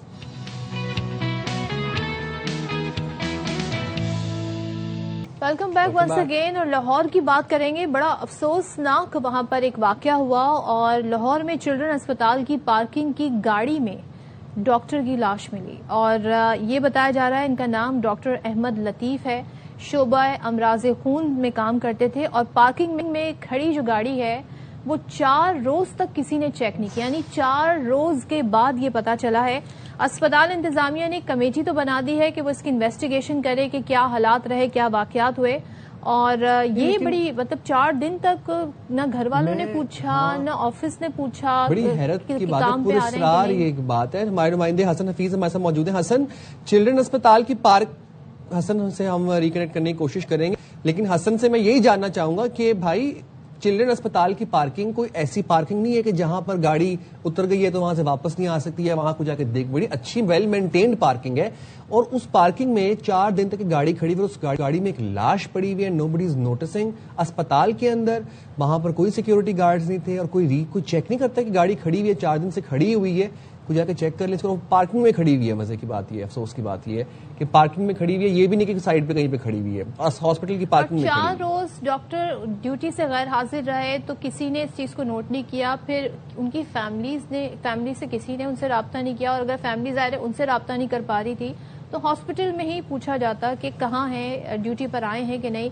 बहुत सारे सवाल इस इशू से जुड़े हुए हैं, और अभी तक पुलिस इब्तदाई तौर पर इनकी मौत कैसे वाकई हुई इस बारे में क्या किस नतीजे पर पहुंची है, फुटेज चल रही है ना, मुझे लग रहा है, आई एम गेसिंग कि ये जो पार्किंग है ना, ये डॉक्टर्स की, ये जो स्टाफ है, हाँ जी, उनकी डेजिग्नेटेड पार्किंग होती है ये, یہ تو اور اب ایک چیز نیرو ڈاؤن ہو گئی ہے کہ یہ تو عوامی پارکنگ میں گاڑی کھڑی بھی نہیں ہوئی, یہ تو ڈاکٹرز کی ڈیزگنیٹڈ پارکنگ میں گاڑی کھڑی ہوتی ہے, جہاں پہ باقاعدہ انہوں نے وہ رسی لگائی ہوتی ہے کہ یہاں پہ کوئی نارمل جو پیشنٹس ہیں ان کی گاڑیاں یہاں پہ نہیں کھڑی ہو سکتی. تو یہ تو فوراً سے 4 روز بعد پھر پتہ کیسے چلا؟ حسن ہمارے ساتھ موجود ہیں. حسن بتائے گا یہ تمام تر کیا معاملہ تھا, کیسے پتا چلا, اور کسی نے 4 دن تک کوئی آ کے چیک بھی نہیں کیا کہ گاڑی کس کی ہے اور کون اندر ہے؟ جی یہ لاہور کا چلڈرن ہسپتال ہے جس کی پارکنگ میں ایک گاڑی سے ڈاکٹر کی لاش ملی ہے, اور ڈاکٹر کی لاش اس طرح سے ملی ہے کہ وہاں پر گاڑی کے ارد گرد اسمیل پیدا ہوئی, اور اسمیل کو فیل کرتے ہوئے وہاں پر گاڑی کو چیک کیا گیا, جہاں پر ایک ڈاکٹر صاحب جو ہیں وہ ڈرائیونگ سیٹ پر بیٹھے ہوئے ہیں, اور آج تصاویر بھی ان کو ملی ہیں. لاش ان کی وہاں پر دیکھی گئی, اور وہاں پر جو ہے وہ ڈرائیونگ سیٹ جو ہے وہ تھوڑی پیچھے کر کے وہ لاش ملی ہے, اور سیٹ پیچھے کر کے وہ بیٹھے ہوئے تھے. لاش بوسیدہ حالت میں پائی گئی ہے, اور ڈاکٹر احمد لطیف جو کہ ہیماٹولوجی ڈپارٹمنٹ بلڈ بینک میں وہاں پر کام کر رہے تھے, 4 روز سے وہ ڈیوٹی پر نہیں آ رہے تھے, اور یہ لاش بھی 3-4 روز پرانی معلوم ہوتی ہے, جو کہ گزشتہ روز احمد لطیف ڈاکٹر جو ہیں ان کی لاش برآمد ہوئی, اور اس کے بعد انتظامیہ نے ایک کمیٹی تشکیل دی ہے کہ جو کہ تحقیقات کر رہی ہے کہ یہ کیا واقعہ پیش آیا ہے کہ چلڈرن ہاسپٹل کے ہی ڈاکٹر جو ہے وہ گاڑی میں اپنی گاڑی میں بیٹھے بیٹھے وہ جو ان کی ڈیتھ ہوئی ہے وہ ڈیتھ کیسے ہوئی, یا آیا کہ وہ قتل کیے گئے, آیا کہ وہ ان کو ہارٹ اٹیک ہوا, یا پھر کوئی ڈرگز لی گئی یا میڈیسن کا ریئیکشن ہوا. یہ ابھی پوسٹ مارٹم رپورٹ کے بعد ہی کچھ کہا جا سکے گا. لیکن ابھی تک یہ حیران کن بات یہ ہے کہ 4 روز سے ایک ڈاکٹر صاحب جو ہے وہ غائب تھے ڈیوٹی سے, جن کو چیک نہیں کیا گیا, نہ فیملی کی طرف سے, ڈاکٹر صاحب تو غائب تھے, ہاسپٹل کی طرف سے. یہ آپ کو بھی پتہ ہے اس بات کا, چلڈرن ہاسپٹل کی جو پارکنگ ہے وہ کوئی ایسی نہیں ہے کہ جہاں پر کوئی بندہ جا کے چیک نہیں کر سکتا گاڑی اگر کھڑی ہوئی ہے. تو گاڑی کسی نے چیک نہیں کی 4 دن تک, گاڑی کھڑی ہوئی ہے ڈیزگنیٹڈ پارکنگ کے اندر. اگر دیکھیں صاحب یہ غفلت ہے, نہ اہلی اس کو کہہ لیں, غفلت کہہ لیں انتظامیہ کی. وہاں سیکیورٹی گارڈز کسی کو چیک اینڈ بیلنس دوسرے ہسپتالوں کی نسبت بہت زیادہ ہے. لیکن حیران کن بات یہ ہے کہ ایک مشکوک گاڑی کھڑی ہوئی ہے, اور اس کو نہ ایوننگ کے ڈی ایم ایس نے فیملی سے کسی نے رابطہ نہیں کیا, پولیس نے ان کی فیملی کا کھوج لگایا. دیکھیں پولیس ابھی انویسٹیگیشن کر رہی ہے, فیملی سے بھی کانٹیکٹ ہوا ہے, اور ہاسپٹل انتظامیہ کی بھی انکوائری چل رہی ہے, اور وہ جو جہاں جس ڈپارٹمنٹ میں یہ کام کرتے تھے ان سے بھی انکوائری چل رہی ہے. لیکن حتمی طور پر تمام باتیں پوسٹ مارٹم رپورٹ کے بعد تمام چیزیں سامنے آئیں گی. بہت شکریہ حسن, ہمیں اپڈیٹ کر رہے تھے. ہم یہاں پہ ایک چھوٹی سی بریک لیں گے, حاضر ہوں گے بریک کے بعد.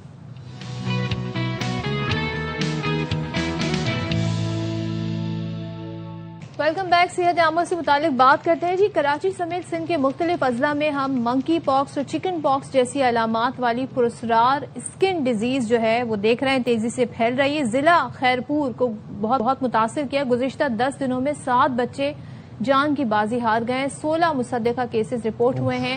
اب یہ تمام تر صورتحال ہے, اس پر بات کریں. بڑی الارمنگ سچویشن ہے, بات کر لیں گے. ہمارے ساتھ موجود ہے کمشنر سکھر عابد سلیم قریشی صاحب. بہت شکریہ عابد صاحب, آپ نے پروگرام کے لیے وقت نکالا. سب سے زیادہ متاثرہ اضلاع جو ہے ضلع جو ہے وہ خیرپور ہے. یہاں پر کیا حفاظتی اقدامات اٹھائے جا رہے ہیں, اور کچھ تعین کیا گیا کہ یہ بیماری ہے کیا ایکچولی؟ جی تھینک یو سائم. ایکچولی بیماری یہ ایک اسکن ڈیزیز ہے, اور جیسے آپ نے اپنے تعارف میں بتایا کہ 7 بچے جو جان کی بازی ہار گئے, اس میں سے صرف 4 بچے ایسے تھے جو لیبارٹری ٹیسٹ پازیٹیو ایم پاکس کے آئے تھے. باقی میزلز کے یا چکن پاکس کے کیسز تھے. مائل نیوٹریشن کے بھی ایشوز تھے, دوسری کمپلیکیشنز بھی تھیں. اسکن ڈیزیز ہے جو بارشوں کے بعد اکثر پھیلتی ہے. یہ ایک سیویئر کیس تھا جو ہمارے لیے بھی ایک نئی بات ہے کہ ایم پاکس اس میں ثابت ہوا. اس کے بعد فوری طور پر جو ہم نے حفاظتی اقدامات کیے وہ یہ کہ ہم نے تمام ہاسپٹلز میں جو انفیکشن پریونشن کنٹرولز لگائے جاتے ہیں, SOPs فالو کی جاتی ہیں کہ جو جس بچے کو اسکن کی ڈیزیز ہو اس کے بعد اگر انکیوبیٹر خالی ہوتا ہے تو اس کی فیمیگیشن ہوگی, جس بیڈ پہ اس کو لٹایا تھا تو وہ بیڈ شیٹ چینج ہوگی, پرسنل ہائیجین کی اویئرنیس, وہ سارے کام ہم کر رہے ہیں. ریپڈ رسپانس ٹیمز بنا دی ہیں ہم نے, وہ ان علاقوں میں جا رہے ہیں, ماں باپ کو اویئرنیس دے رہے ہیں, اور ہیلتھ جو پرووائڈرز ہیں, ڈاکٹرز ہیں, کلینکس ہیں, ان کو اویئرنیس دے رہے ہیں. اس طرح کے تمام حفاظتی اقدامات جو کسی بھی وائرس کے پھیلاؤ کو روکنے کے لیے کیے جاتے ہیں ہم وہ کر رہے ہیں. لیکن اس سچویشن کی سیریسنس ہم جاننا چاہ رہے ہیں, کتنے کیسز رپورٹ ہوئے ہیں, کتنے بچے صحت یاب ہو گئے ہیں, سیویرٹی کیا ہے؟ سیویرٹی یہ ہے کہ جو شروع میں 16 سسپیکٹڈ کیسز تھے, اب 19 ہو گئے. اس میں سے صرف 4 ایم پاکس پازیٹیو نکلے تھے جن کی ڈیتھ ہوئی. باقی کی ڈیتھ کی ریزن کچھ اور تھی. جو اس وقت ہاسپٹل میں ہمارے پاس ہیں وہ 7 ہیں, وہ بہتر کنڈیشن میں ہیں. جو گھروں میں آئسولیٹڈ ہیں 12 ہیں خیرپور میں, ان کی کنڈیشن بھی بہتر ہے. اور اس کی ریزن یہی ہے کہ جو ہیلتھ ڈپارٹمنٹ نے فوری طور پہ جو اس کو رسپونڈ کیا ہے اس ایمرجنسی کو, وہ بڑا افیکٹو تھا, بڑا ٹائملی تھا. اور اس میں ہم نے ہاسپٹلز, ماں باپ, بچے سب کے ساتھ جو ہم نے وائرس کنٹرول کے پھیلاؤ کے اقدامات کیے اس کو روکنے کے, اس سے اللہ کا شکر ہے کہ یہ کنٹین بھی ہے اور زیادہ اموات بھی رپورٹ نہیں ہوئی. اچھا, اور مقامی آبادیوں کو اس بیماری سے محفوظ رکھنے کے لیے اب کس طرح سے آگاہ کیا جا رہا ہے, کیونکہ اویئرنیس بڑی امپورٹنٹ ہے. اویئرنیس سب سے زیادہ امپورٹنٹ ہے جی. یہاں خسرہ سے بھی جب اگر پراپرلی ڈیل نہ کیا جائے, اگر ماں باپ کو اویئرنیس نہ ہو کہ یہاں پر ایک بلیف سسٹم پایا جاتا ہے کہ جی خسرہ ہو گیا بچے کو, تو اس کو ڈھانپ کے رکھیں اور گھر سے باہر نہ نکالیں. یہ دونوں باتیں اس بچے کی جان لینے کا سبب بنتی ہیں کہ اس کو ڈھانپنا نہیں ہوتا, اس کو فوراً ڈاکٹر کے پاس لے جانا ہوتا ہے. وہ جو کمپلیکیشنز آفٹر خسرہ پیدا ہو جاتی ہیں, نمونیا وغیرہ, بچے کی ڈیتھ نمونیا سے ہوتی ہے, خسرہ سے نہیں ہوتی. تو اویئرنیس بہت امپورٹنٹ ہے. ماں باپ کے پاس ہائیجین کی اویئرنیس ہونا بڑی امپورٹنٹ ہے کہ کسی اور بچے کو اس بیڈ پہ نہ لٹائیں, بیڈ شیٹ چینج کریں, اس بچے کے ساتھ اور کوئی کانٹیکٹ میں نہ آئے. تو یہ 21 دن میں, 12 دن میں, 20 دن میں وہ بچہ خود بخود ٹھیک ہو جاتا ہے. لیکن اگر اس کو پراپرلی ڈیل نہ کیا جائے اور ہائیجینک کنڈیشنز ٹھیک نہ ہو تو یہ بیماری اسپریڈ بھی ہوتی ہے اور ایسی کمپلیکیشنز ڈیولپ ہوتی ہیں کہ بچے کی جان بھی چلی جاتی ہے. ٹھیک ہے عابد سلیم صاحب, بہت شکریہ آپ کا اس ساری صورتحال میں. اور ابھی تو ہمیں باتوں سے اندازہ ہوا کہ صورتحال کنٹینڈ ہے, دعا ہے کہ ایسے ہی رہے, لیکن آپ لوگوں نے جی اپنے طور پہ ضرور تمام تر حفاظتی چیزیں اپنانی. رائٹ, ایک یہاں پر اپڈیٹ ہے ہمارے پاس, وہ شیئر کر لیتے ہیں پروگرام میں. وزیر اعظم شہباز شریف سے وزیر ریلوے حنیف عباسی نے ملاقات کی ہے اور ملاقات میں ریلوے کی مجموعی کارکردگی, جاری اصلاحات اور مستقبل کے منصوبوں پر تبادلہ خیال کیا گیا ہے. اب وزیر اعظم نے کہا کہ موجودہ معاشی حالات میں حکومت عوام پر اضافی بوجھ ڈالنے سے گریز کر رہی ہے. ریلوے کے نظام کو بہتر بنا کر آمدن میں اضافہ کرنے پر توجہ دی جائے. ریلویز کو جدید, محفوظ اور قابل اعتماد سفری نظام میں تبدیل کرنے کے لیے اصلاحاتی اقدامات کو تیز کریں. حکومت عوامی فلاح و بہبود کے ایجنڈے پر کاربند ہے. تمام اداروں کی کارکردگی کو بہتر بنا کر ملک کو ترقی کی راہ پر گامزن کیا جائے گا. ریلوے کے جاری منصوبوں کی بروقت تکمیل کو یقینی بنایا جائے. عوام کو بہتر, محفوظ اور سستی سفری سہولیات فراہم کرنے کے لیے تمام وسائل بروئے کار لائے جائیں. اسی کے ساتھ پروگرام کا وقت بھی اپنے اختتام کو پہنچا. آپ سے اجازت چاہتے ہیں, اپنا بہت سارا خیال رکھیے گا. اللہ حافظ. پاکستان زندہ باد.